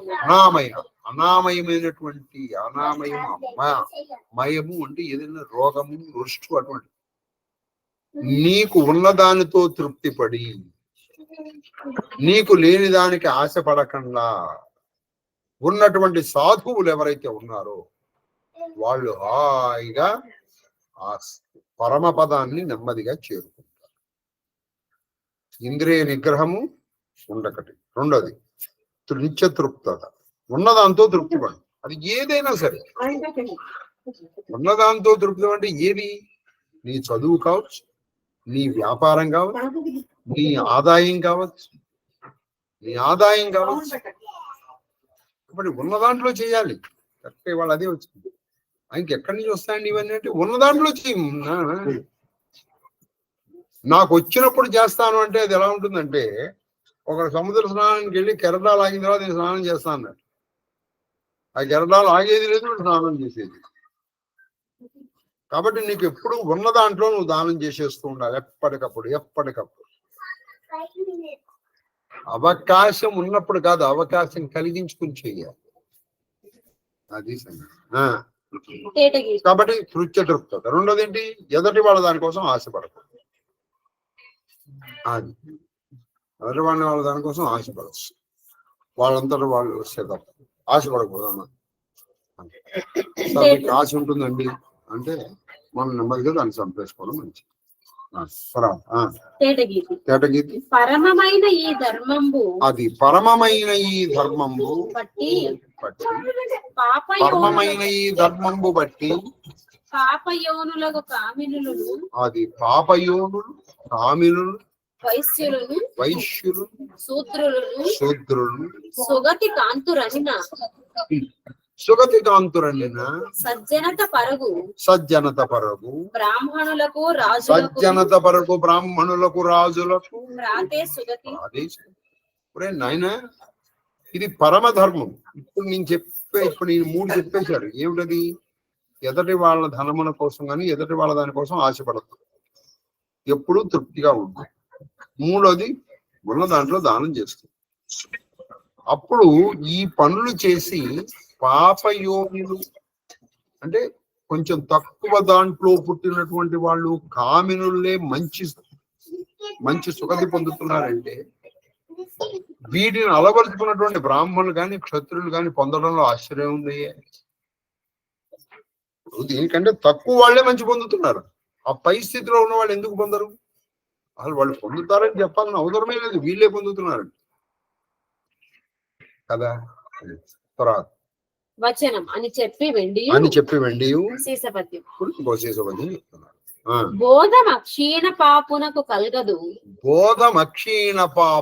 కల్గదు సద్గురుండు చెప్పంగా సంస్కృతములైన పనుల పాపంబుల వాసిన నిర్మల జ్ఞానోదయం చూడండి. మొట్టమొదటి ఏం చెప్పారైనా? బోధీన అక్షీణ పాపునకు అంటే నువ్వు తక్కువ కాని పాపాలు చేసావు అంటే ఎక్కువ పాపాలు చేసావు, వాడికి జ్ఞానము రాదు. బాగా రాదు. ఇక్కడ ముత్తుకుంటున్నాను బాబు. అనుశాసిక పర్వం భారతానికి ప్రాణం, భారతానికి ప్రాణం. వీడి అదే అంటాడు, మనం ఏమిస్తాం అని అనిపించేస్తున్నాం. మైండ్ లేదు. ఆ రోజునే మనని డిస్టర్బ్ చేయడానికి మన ఇంటికి బంధువులు, మిత్రులు, స్నేహితులు, లేకపోతే మనం ఇంకోళ్ళ ఇంటికి వెళ్ళటము లేదు. ఇంకోటి మనకి ఇటువంటి బోధ మనకి వినబుద్ధి కాదు. కరెక్ట్ గా డిస్టర్బ్. అదే మీ తర్వాత వింటానులేండి ఏదో నా కోసం. పాపం నా మీద ఎంతో దయ్యం. ఒక్కొక్కసారి నేను చూసాను, గురుగారు మీరేం భయపడకండి, నేను తర్వాత వింటాను. నా మీద ఎంత దయ, ఎంత కృప, ఎంత నాకు అంత మేలు చేస్తున్నారని మీరు విని ఆహా, మీకు నేను ఏమిచ్చి రుణం తీర్చుకోగలను చెప్పండి. కాబట్టి నేను బాధపడతానేమో అని అది ఒకటి. కాబట్టి అక్షీణ పాపను కలగదు చెప్పేశాడు గంగాధరుడు. కానీ వాడికి బాగుపడే యోగం లేదు, లేని వాడికి ఎందుకు కలుగుతుంది? కలగదు. అందుకంటే ఇక రెండోది ఏంటంటే సద్గురుండు చెప్పంగా, సద్గురుడు మంచి గురువు చెప్పగా సంస్కృతములైన పనుల సంస్కృతములు అంటే చక్కగా ఆచరించేటువంటి అందరి మెచ్చుకునేటువంటి పనుల్ని చేస్తారు. పాపంబులు వాసిన అప్పుడు పాపములు పోగొట్టుకుని పాపములు నిర్మల జ్ఞానం, పాపములు పోయి ఆ గురుడు చెప్పిన జ్ఞానములతో నిర్మలమైనటువంటి జ్ఞానోదయం కలుగుతుంది. ఎప్పుడు వీడికి పోయే యోగం ఉంటే ఆయన చెప్పినంత మాత్రం రాదండి. ఆయన చెప్పినా నీకు పోయే యోగం ఉండాలి. ఎలాగంటే అక్కడ ఒక మంచి దృశ్యం ఉంది, నీ కన్నంటూ ఉండాలిగా చూడటానికి. కన్నే లేనప్పుడు నీకు అదేం చూస్తావు? తర్వాత దానం గర్వం ఉదయింపవచ్చిన, అది దానం గర్వం ఉదయింపవచ్చిన ఉడుపంగ వలయు. ఊడిపం. ఇప్పుడు నీకేం గర్వం వస్తుంది, నాకు ఎన్ని విషయాలు తెలుసు అనుకుంటున్నా, నేను ఏడు తెలుసా, ఇన్ని చేశాను, అది చేశాను, ఇది చేశాను, ఇది చదివాను, అది చదివాను. వెంటనే ఏం చేస్తానంటే ఒరే నాకంటే ఎంతమంది గొప్పవాడు, చదవకుండా కూడా ఇవన్నీ తెలుసుకున్నటువంటి వాళ్ళు. ఎందుకంటే వాళ్ళకి జన్మతహా కొన్ని వచ్చేస్తాయి. వీళ్ళు broad forward case, broad forward case. కాబట్టి వాళ్ళకి గత జన్మల్లో చేసిన విశేషాలు, కర్మ విశేషాల వల్ల వాళ్ళకి ఈ జన్మలో ఏ బోధ లేకుండానే కొన్ని విషయాలు తెలిసిపోతూ ఉంటాయి, కొన్ని వస్తూ ఉంటాయి. కాబట్టి వాళ్ళకి గర్వం రాదురా, మనకంటే చాలా మంది గొప్పవాళ్ళు ఉన్నారని తెలుసుకుంటారు. ఎప్పుడు జ్ఞానం ఉన్నవాడు. జ్ఞానం లేనివాడు నేనే గొప్పవాడిని అనుకుంటాడు.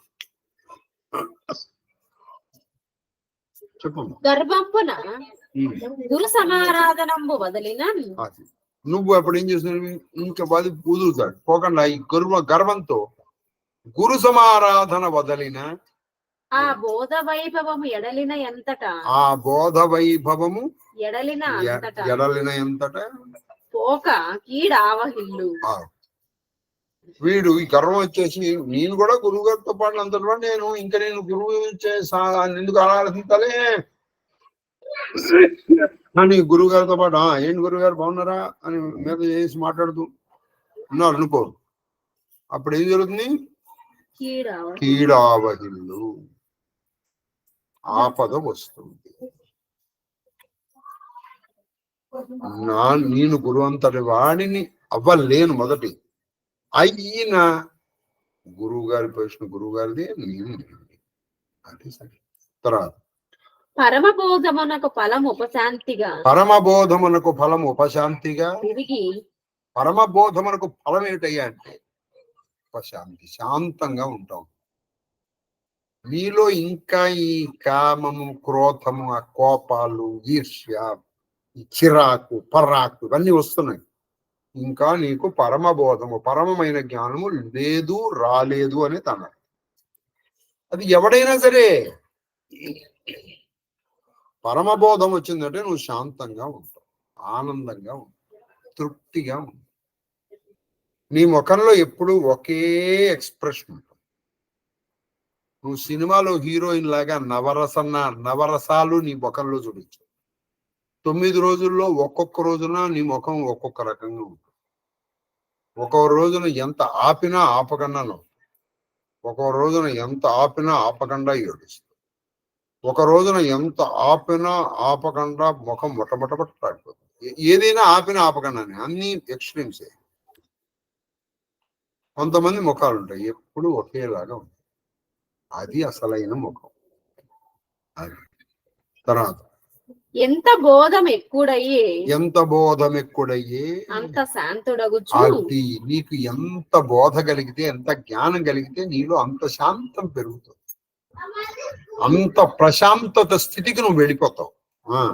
అనవరతంపును గురుని కొలిచి అది ఎప్పుడు కూడా నిరంతరము గురువుని కొలిచి మేలు పురుషుడు మేలు గురు సమారాధన వల్ల, గురు పూజ వల్ల, గురు శుశ్రూష వల్ల ఎవరికైనా సరే మేలు కలుగుతుంది. ఆ సమారాధన ఎలా ఉండాలంటే నిష్కల్మషంగా ఉండాలి, అంతేగాని ఈ హిపోక్రసీ మంచిది, లోపల ఒకటి పైకోటి కాదు.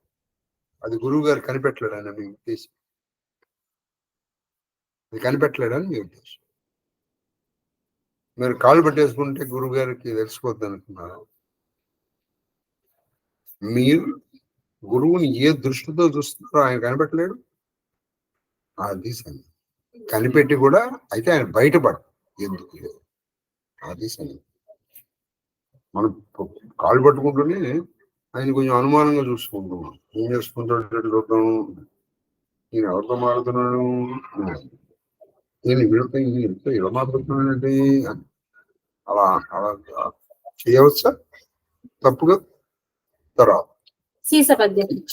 రక్షించునది ఉదరంబు, రక్షించునది ఉదరంబు శిష్ణము, అది శిష్ణము ధృతి ధృతి పాణిపాదములు, పాణిపాదములు దృక్పాటవములు, దృక్పాటవములు వినుడింద్రియంబుల, వినుడింద్రియంబుల, వినుడింద్రియముల మనమును, మనమును, మనమున బుద్ధినిట్లైన, మనమున బుద్ధినిట్లైన ప్రబోధ వికచ హృదయస్థుడై, ప్రబోధ వికచ హృదయస్థుడై, ప్రబోధ వికచ హృదయస్థుడు అంటే వికసించినటువంటి హృదయం కలిగిన వాడై, ధూమ మెడలిన సిక్కివోలే, అదే ధూమ మెడలిన సిక్కివోలే అంటే పొగలేని నిప్పులాగా వెలుగు దేవుని చూచు, వెలుగు దేవుని, ఆ వెలిగిపోతున్నటువంటి దేవుని చూస్తారు. ఎవడైతే వీటిని రక్షించుకుంటాడు, రక్షించుకుంటే అదుపులో ఉంచుకుంటాడు. దేవుడు ఏమిటిని, ఒకటి కడుపుని, అంటే ఓహో పొట్టు పొయ్యిలో పుట్టుకున్నట్టు తినడు. రెండోది శిష్ణు అంటే కామం, కామం. మూడోది ధృతి, నీ పట్టుదల, నీ మైండ్. మూడు పాణిపాదములు, పాణి చేతులు, పాదములు.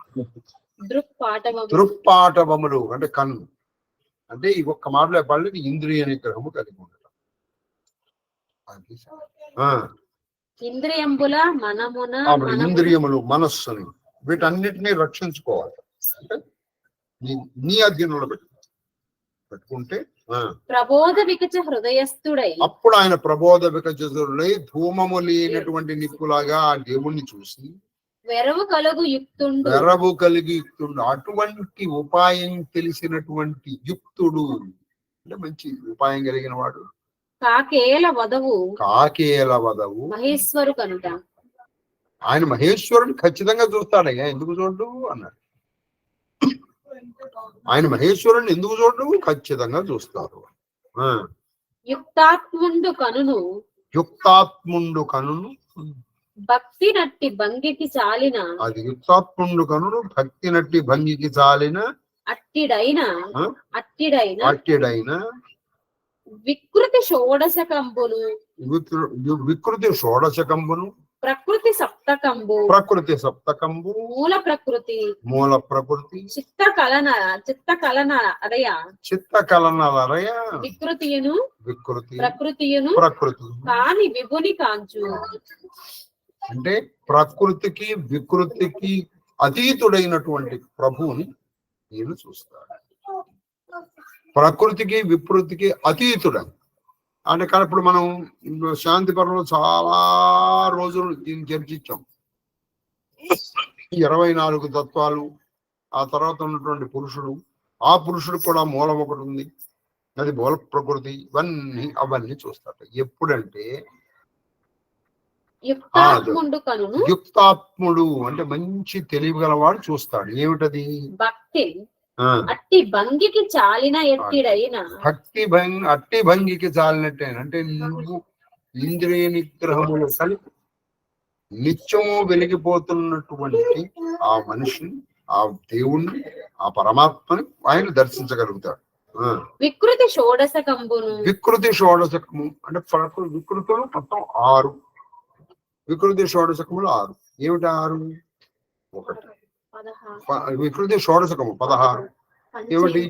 పంచ జ్ఞానేంద్రియములు, పంచ కర్మేంద్రియములు, పంచ తన్మాత్రలు, 1 మనస్సు. అవి 10. తర్వాత ప్రకృతి సప్తకము. ప్రకృతి సప్తకము అంటే ప్రకృతి దాని 17వది. 7 ప్రకృతులు. ఏమిటా 7 ప్రకృతులు? పృథివీ వ్యాపస్తేజో వాయురాకాశ మహదహంకారములు 7. ఇందాక 16. 16 + 13 16 + 13 23. దాని ముందర ప్రకృతి, మూల ప్రకృతి 24. చిత్త కలన. ఇవన్నీ దాటినటువంటి వాడు. ఈ 24, 25, 26 గురించి మనం శాంతి పరమంలో చాలా చర్చించుకున్నాం. బహుగా కూర్చుంటుందని మేము అనుకుంటాం. లేకపోతే మనం ఏం చేయలేం.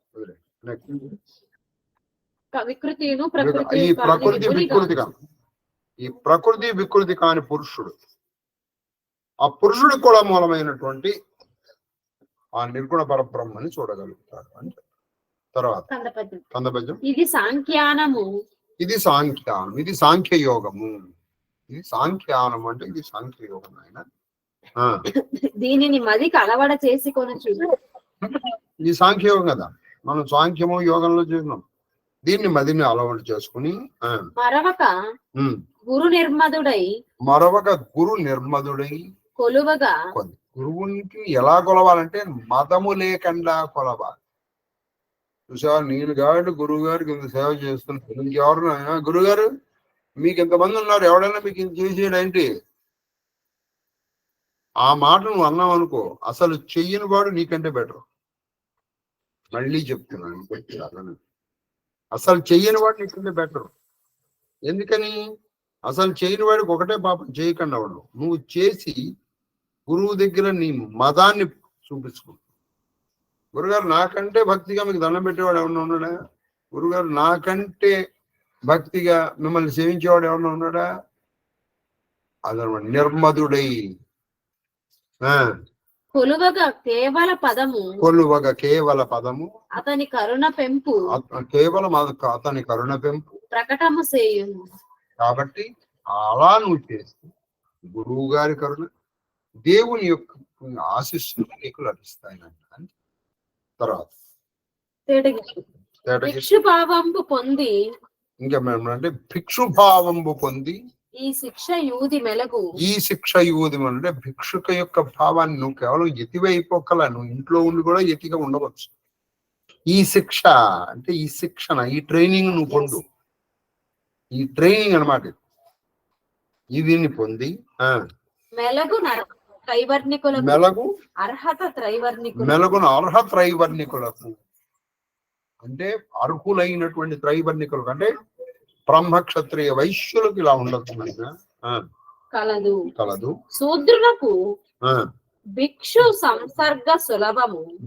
భిక్షునకు సూత్ర సంసర్గ సులభము. అమల పదము వానికి భిక్షుత పరగ.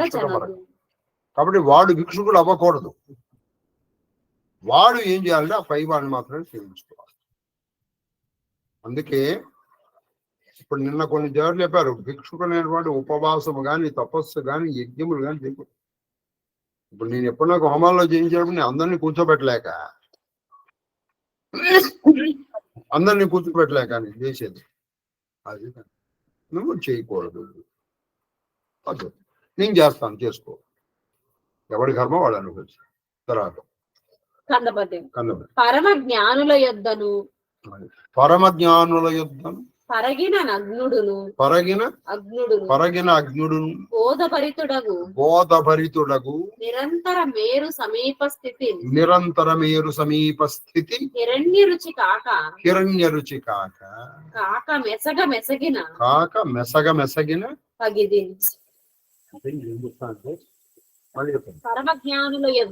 పరమజ్ఞానుల దగ్గర పరగిన నగ్నుడు అంటే పరమజ్ఞానుల దగ్గర ఉన్నటువంటి వీడు ఏమీ తెలియదు, వీడు పరమ అజ్ఞాని. ఒక పరమ జ్ఞాని దగ్గర ఉన్నాడు, ఉంటే ఎలా ఉంటుందంటే బోధభరితుడు. వీడికి కూడా కొంత జ్ఞానం వస్తుంది, బోధముతో భరితాడు. ఎలాగో తెలుసా? నిరంతర మేరు సమీప స్థితి హిరణ్యరుచి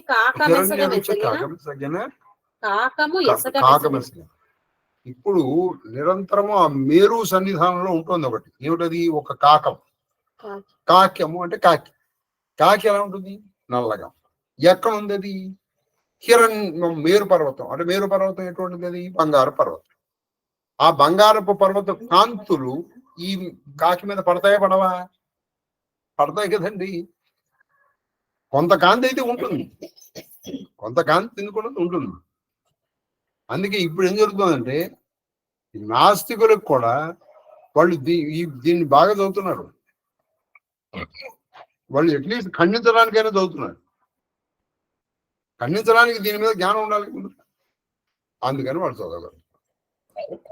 అది తర్వాత గురు శుశ్రూష మహిమన్ కరుణ చతుర్వర్ణ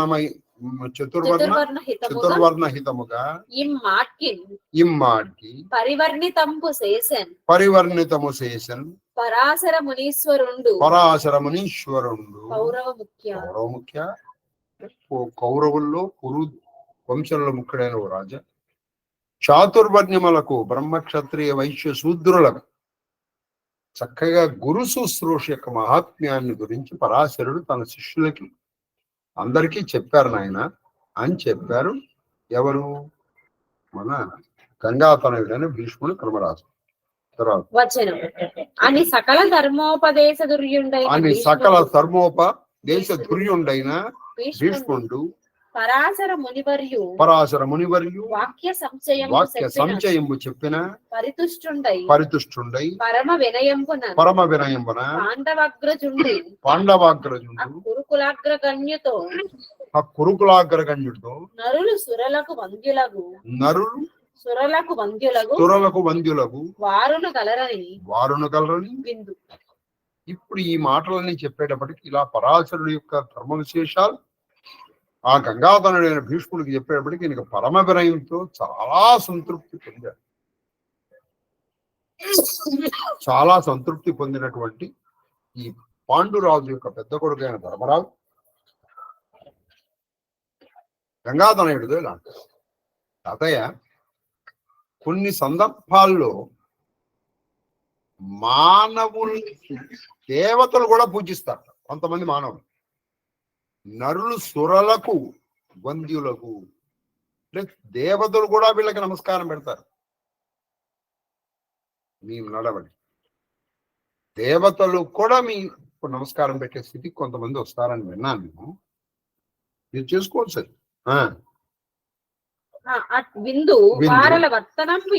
వారల వర్తనం పెట్టిది అంటే ఎటువంటి నరుల్ని దేవతలు కూడా నమస్కరిస్తారు. సార్ అందుకు ఆనుశాసిక పర్వం ప్రాణపర్వం మొత్తం భారతానికి. అందుకే శాంతి అనుశాసిక పర్వాలు ఇన్ని నెలల బట్టి చెప్పుకుంటున్నది. ఏమిటంటే దీని తర్వాత ఎక్కడగా అయిపోతాయని మిగతా స్వర్గారోహణ పర్వం కానీ, ఆశ్రమ పర్వం కానీ, అశ్చరమేధ పర్వం కానీ, మహాప్రస్థాన పర్వం కానీ, శేషాలయం. ఈ రెండు అక్షరం వినటం ఖచ్చితంగా ఒక యజ్ఞంతో సమానం. తర్వాత అతను ఇట్లా అప్పుడు గంగాధరుడైన భీష్ముడు ఈ కుంతి తనుజాగ్రజుడైన ధర్మరాజుతో ఇలా చెప్పండి. ఇట్లు మాతలి అమరేంద్రుడిని అడిగిన నువ్వు అడిగవలసిన ఇదే ప్రశ్న. ఒకప్పుడు ఇంద్రుడి సారథి మాతలి ఇంద్రుడిని అడిగాడు, ఏమండి కొంతమంది నరులు దేవతలు కూడా పూజిస్తుంటారు, నమస్కారం పెడుతున్నారు, ఎటువంటి వాళ్ళు అన్నాడు. ధర్మార్థ కామముల్ ధర్మచరిత వర్తన చెల్లించువాడు అంటే ధర్మ అర్థ కామముల్ని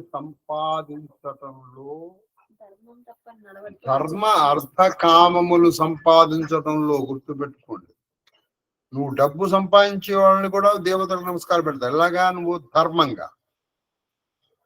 ధర్మంగా డబ్బు సంపాదించే వాళ్ళు, ధర్మంగా ధర్మాన్ని పాటించే వాళ్ళు, ధర్మంగా కామాన్ని చూసుకునేటువంటి వాళ్ళు, ధర్మవర్తనులుగా ఉండేటువంటి వాళ్ళు. ఒకటి వామాక్షులు కోరగాదగు రూపగుణ సమృద్ధి కలిగియు. వామాక్షులు కోరగాదగు రూప గుణ సమృద్ధిగా కలిగి వర్జిత కాములయ్యడు వారు. ఎటువంటి వాళ్ళు అంటే వాళ్ళని వామాక్షులు అని మంచి అందమైన స్త్రీలు కోరుకుంటారు. ఎటువంటి వాళ్ళు? మంచి రూపం ఉంది, యవ్వనం ఉంది, గుణం ఉంది. ఒకసారి ముసల్దానంలో ఏం చేయలేమండి, ఇప్పుడు నాకు వచ్చింది అవకాశం అనుకుంటే రాదు. గట్టిగా మంచి యవ్వనం ఉంది, అన్ని ఉన్నాయి. అయినప్పటికీ వర్జిత కాములైనటువంటి వాడు, కామాన్ని వదిలేసినటువంటి వాళ్ళని విద్యా ధనైశ్వర్య విషయ గర్వ విరహితులకు అంటే నాకింత విద్య ఉందని, నాకింత ధనం ఉందని, నాకింత ఐశ్వర్యం ఉందని, ఏ విధంగానూ నువ్వు గర్వము లేనటువంటి వాళ్ళని చూసి, ఇటువంటి వాళ్ళని చూసి దేవతలు నమస్కారం చేస్తూ ఉంటారు. విజితేంద్రియులు ఇంద్రియములను జయించినటువంటి వాళ్ళని, నిజదార తృప్తులు వారి భార్య యందు తృప్తిగా ఉన్నటువంటి వాళ్ళు. తపోధనము తాను గాఢ తత్పరత కూర్చు గనులు. తపోధనము గాఢ తత్పరత కూర్చు గనులు. అది తపోధనము అంటే తపస్సు అనేటువంటి ధనముతో, గాఢ తత్పరత అంటే తపస్సే ధనముగా నిరంతరము సంపాదించిన తత్పరత, అదే పరముగా ఉండేటువంటి వాళ్ళు. మనం ఎటువంటి ధనం సంపాదించాలంటే తపస్సు తపస్సు తపస్సు, అదే ధనంగా సంపాదించుకునేటువంటి వాళ్ళు సత్యవ్రతులు, నిరంతరము సత్యము చెప్పేటువంటి వాళ్ళు, పరమ శౌచులు, చక్కగా శుచిగా ఉండేటువంటి వాళ్ళు, బహుకార్యపరత లేని గూఢధర్ములు. బహుకార్యపరత అంటే 10 పడవల్లో కాళ్ళు పెట్టేవాళ్ళు. బహుకార్యపరతలేని గూఢధర్ములు, మంచి ధర్మం కదా. బహుకార్యపరత అంటే వాళ్ళు ఎక్కువ కార్యాలు కోరుకుంటారు, వాళ్ళు ఒకే కార్యాన్ని చూస్తారు. అంటే ఏకాగ్రత కలిగినటువంటి వాళ్ళు సన్యాసులు కాదు, సన్యాసుల్లో కోవిదులు శ్రేష్టమైనటువంటి వాళ్ళు. తనకు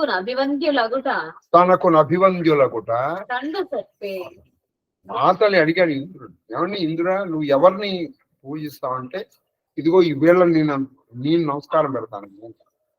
వాళ్ళు నాకు అభివందులయ్యా, వాళ్ళు మనుషులు అయినప్పటికీ ఈ గుణాలు ఉంటే, అన్నీ ఉంటే మంచిది, ఈ గుణాల్లో ఏదున్నా నేను వాళ్ళని నమస్కారం పెడతానని ఇంద్రుడు చెప్తాడు.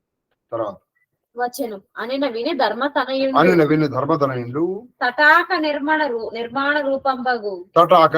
రూపంబగు ధర్మంబు విశేషంబు వినబలతు చెప్పవే అనుటయు అనిమిష నదీ నందనుండు ఆదరభరితుండై. సరే, ఈ మాటలు చెప్పాడు.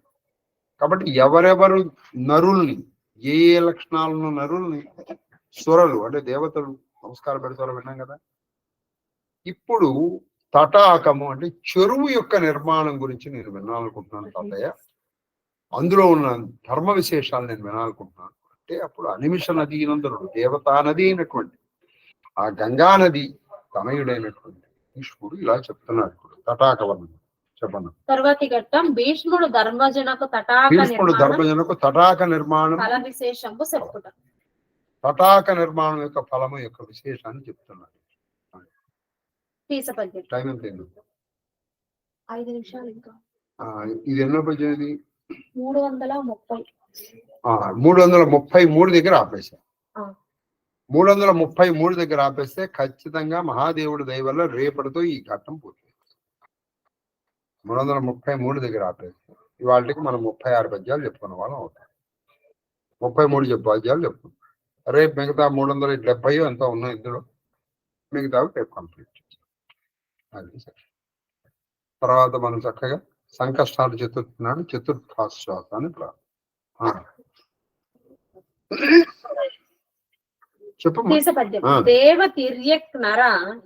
దేవతిర్యజ్ఞర స్థావరాశ్రయము తటాకంబు వినమట్లుగా.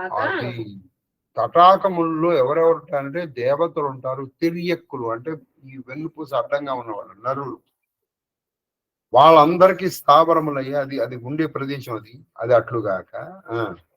అందు గోకులంబులు నీరు కొని దాని కర్త కులమునెల్ల పుణ్యలోకమున అక్కడ గోకులములో ఉన్న దాని నీళ్లు తాగుతాయి. అందుకని తటాకాలు తవ్వించేవాడు, వినాయకుడిని నిమజ్జనం చేయడానికి కాదు. ఆ గురుకులం అనుకో, అది ఎవరైతే తవ్వించారో వాళ్ళని ఈ గోవులు అక్కడ ఎక్కడైతే తాగుతాయో అది తవ్వించినటువంటి వాళ్ళని పుణ్యలోకాలకు వెళ్ళిపోతారు, పంపిస్తారు. పుణ్యలోకమునకు అనుచు ఈ లోకమున శ్రీయు ఈ లోకంలో నీకు ఏం జరుగుతుంటే శ్రీయు ఐశ్వర్యము, ఎక్కుడు కీర్తి, మంచి కీర్తి అతనికి తటాకం నిర్మించడం వాళ్ళు. అందుకని కట్టించుకోవాలి, వాటి మనం నాశనం చేసేస్తున్నాం. వర్షాగమమున సీతున వేసవి చెరువులో నీరు చూసంటే వర్షాభావం. శీతాకాలం, వేసవిలో తడకల్లో నీరు ఉందనుకోండి, అది సాగునీరు తాగునీరు కూడా పనికొస్తుంది.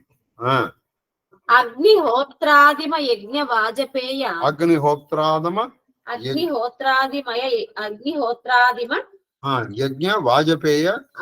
వాజపేయ ఫలములు ఓలి నాయన. అది కాబట్టి నువ్వు ఆ వేసవిలో నువ్వు శీతాకాలంలో నువ్వు అక్కడ చక్కగా నీళ్ళుంటే అగ్నిహోత్రం చేసిన ఫలము, వాజపేయము అంటే అశ్వమేధ యాజ్ఞం చేసిన ఫలము, వాజపేయ యజ్ఞం చేసిన ఫలము నీకు వస్తుంది.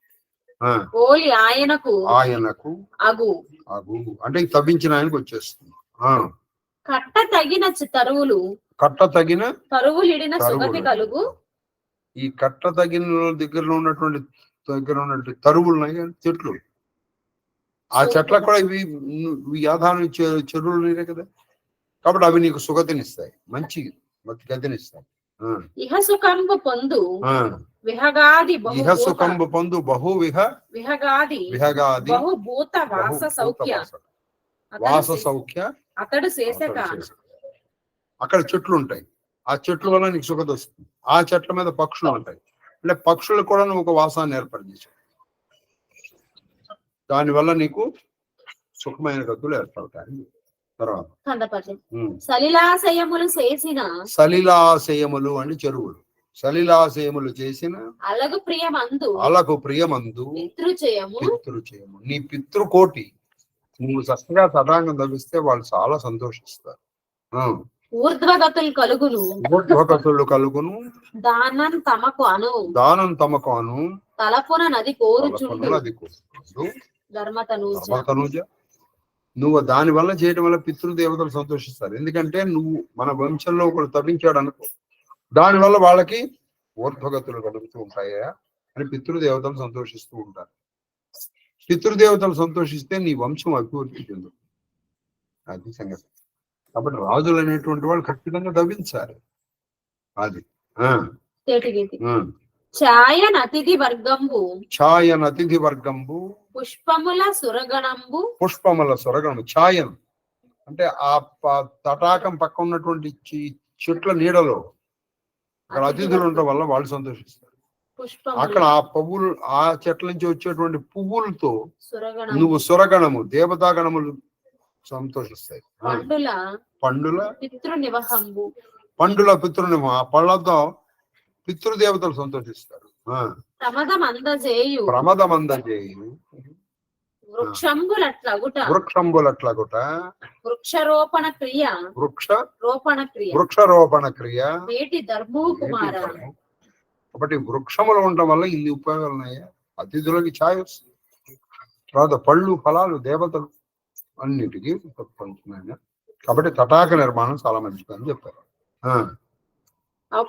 ఆయన విని ప్రీతుడై యజ్జన విభుడు అజ్జన విభుడు గృహస్థ ధర్మ సాకల్య జ్ఞాన నిరూఢి నాదు చిత్తంబున నొలయింపు భవదీయ పుణ్య పుణ్యపు నీ మంచి మాటలతో నువ్వు నాకేం చెప్తావంటే అని చెప్పి జనవిల్లబడి చెప్పాడు. గృహస్థ ధర్మాలు సాకల్యము అంటే ఎప్పుడు సఫలం పొందుతాయి, అంటే గృహస్థ ధర్మాల గురించి చెప్పుతాయి అని చెప్పాడు. అది 333 అయిపోయినాయి. కాదు మనం రేపు ఈ ఆశ్వాసమును పూర్తి చేయడానికి పూజ చేద్దాం. ఇందులో ఏమైనా ఆశ్వాసములు 370 347 అయితే 10 పద్యాలే ఉన్నాయి. ఇంకా రేపేముందండి, రేపైతే ఇంకోటి కూడా చాలు. 370 అనే దానికి వస్తున్నాను. 47 అంటే అసలు ఇవాళ పూర్తి చేసేవాడిని.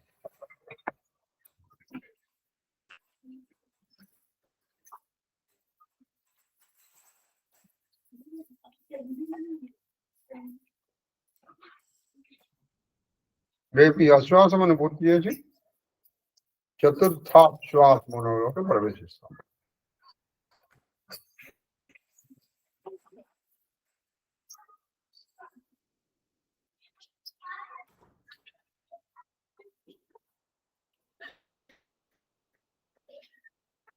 మా శివకుమార్ ధూపమాగ్రాపయామి. సాక్షాత్ దీపం దర్శయామి. ధూపదీపానంతరం శుద్ధాచమనీయం నైవేద్యం.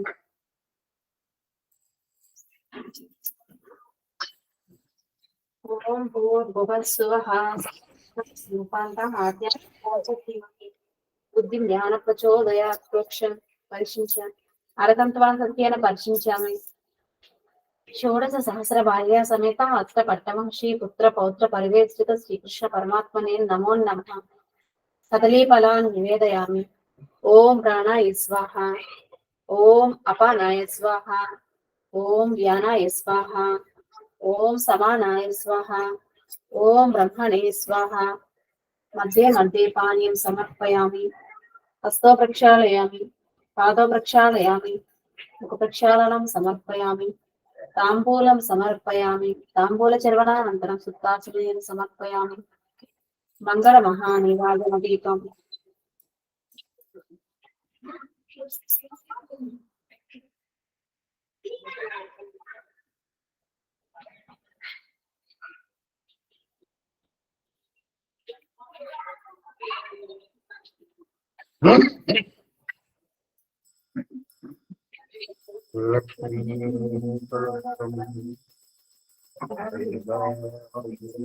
రామ్మా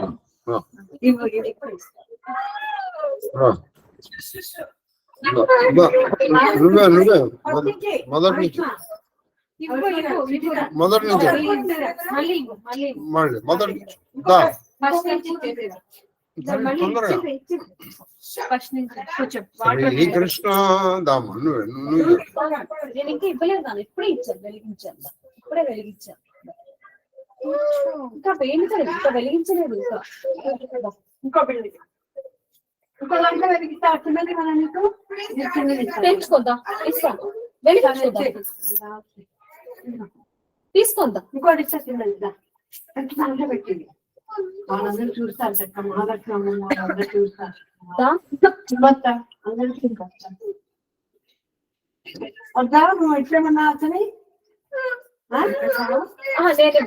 నేను ఇవ్వను లేదు, నేను ఇవ్వను. ఇదిగో ఇప్పుడే అయింది అని చెప్పాను. మళ్ళీ అదైపోతాయి పట్టుకుని అయిపోతాయి. మరి ఫస్ట్ నుంచి దా ధూపం ఆగ్రహపయామి దా. ధూపం ఉంది, కూర్చో.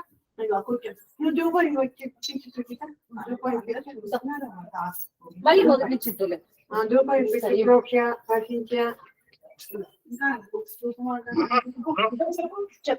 తీసుకో ధూపం.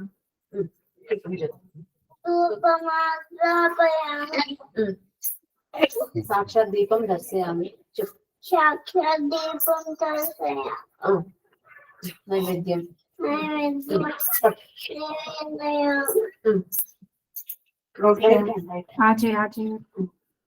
ప్రోక్షణ. దర్శించ అత్యంతగా పరిశీలించ షోడశ భార్య సమేత పవిత్ర పరమేశ్వర సరిగ్గా గట్టిగా చెప్పు. శ్రీకృష్ణ పరమాత్మనే నమో నమః. కదలికల నివేదన. ఓం ప్రాణాయ స్వాహ. ఓం ప్రాణాయ స్వాహ. ఓం అపానాయ స్వాహ. ఓం యానాయ స్వాహ. ఓం ఉదానాయ స్వాహ. ఓం సమానాయ స్వాహ. ఓం బ్రహ్మణే స్వాహ. మధ్య మధ్య పాణిం సమర్పయామి. అక్షో ప్రక్షే శ్రీపాదో ప్రక్షే ముఖప్రక్షాళనం సమర్పయామి. తాంబూల చర్వరాలను శుద్ధాచనీయం సమర్పయామి. మంగళ మహానిరాజన తీర్థం.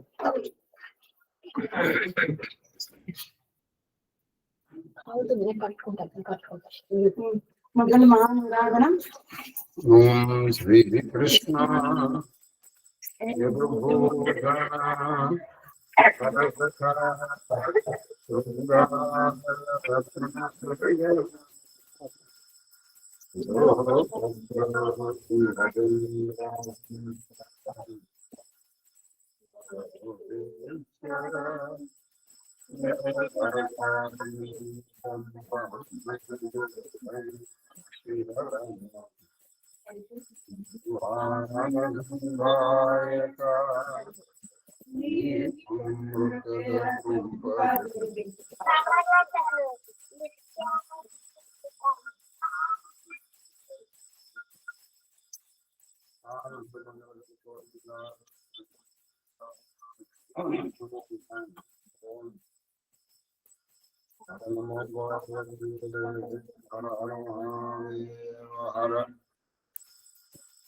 ఆరతి నందగోకుల విహారికి చక్ర సమీర దైత్య సంహారికి భక్త దుఃఖ పరిహారికి గోపనితంబిని హారికి దుష్ట సంపద పహారికి ఘోషనురీపయోగృతాహారికి బాలగ్రహ మహాసుర దుర్వర్ణిత ప్రహారికి సంరమ్యాస్తి ప్రజాభ్య పరిపాలయం బ్రాహ్మణేభ్య శుభమస్తు నిత్యం లోకాః సమస్తాః సుఖినో భవంతు కాలే వర్షతు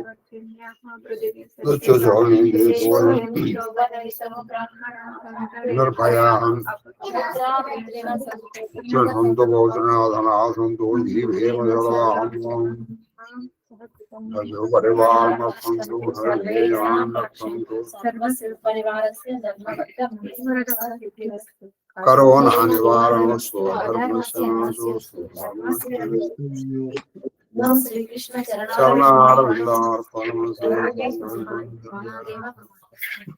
మహాదేవ మహాదేవ మాస్టర్. మహాదేవ మహాదేవ మహాదేవ సార్. మహాదేవ మహాదేవ మహాదేవ శాస్త్రి గారు.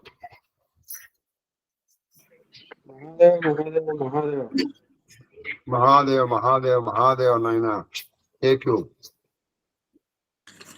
మహాదేవ మహాదేవ మహాదేవ గురువు గారు. మహాదేవ మహాదేవ మహాదేవ తల్లి శ్రీలలిత. మహాదేవ గురువు గారు. మహాదేవ మహాదేవ గురువు గారు, మీ పాద పద్మములకు నా శిరస్సు వంచి శతకోటి నమస్కారాలు. అమ్మగారి పాద పద్మములకు నా శిరస్సు వంచి శతకోటి నమస్కారాలు. మహాదేవ మహాదేవ మహాదేవ మహాదేవ మహాదేవ మహాదేవ మహాదేవ గురుగారు. మహాదేవ మహాదేవ మహాదేవ మహాదేవ మహాదేవ మహాదేవ మహాదేవ నాయన మోద్గల్య వచ్చేసావా? అయ్యా రిటర్న్ లో ఉన్నాను. ఆహా, మంచిగా అయ్యాయి మహాదేవ్. దర్శనాలు అవి. పోన్లే నాయన. అమ్మవార్లందరూ తమరికి పలకరించారు, అడగమని చెప్పారు. మహాదేవ్ మహాదేవ్ మహాదేవ్ మహాదేవ. మహాదేవ్. తమ్ముడు గారు ఉదయసరస్తి నమస్కారం. మా అక్కయ్య గారు మహాదేవ్ మహాదేవ్ మహాదేవ. మహాదేవ మహాదేవ మహాదేవ. మహాదేవ గురుగారు. మహాదేవ మహాదేవ మహాదేవ. మహాదేవ్ మహాదేవ్ మహాదేవ్ తల్లి హిమక్క. మహాదేవ గురుగారు. మహాదేవ అనగా మహాదేవ మహాదేవ. పూజ చాలా బాగా చేశారు. ఇవాళ ఎందుకు అనగమ్మ అలిగింది? వాడి చేత ఇప్పించలేదని. మహాదేవ మహాదేవ మహాదేవ.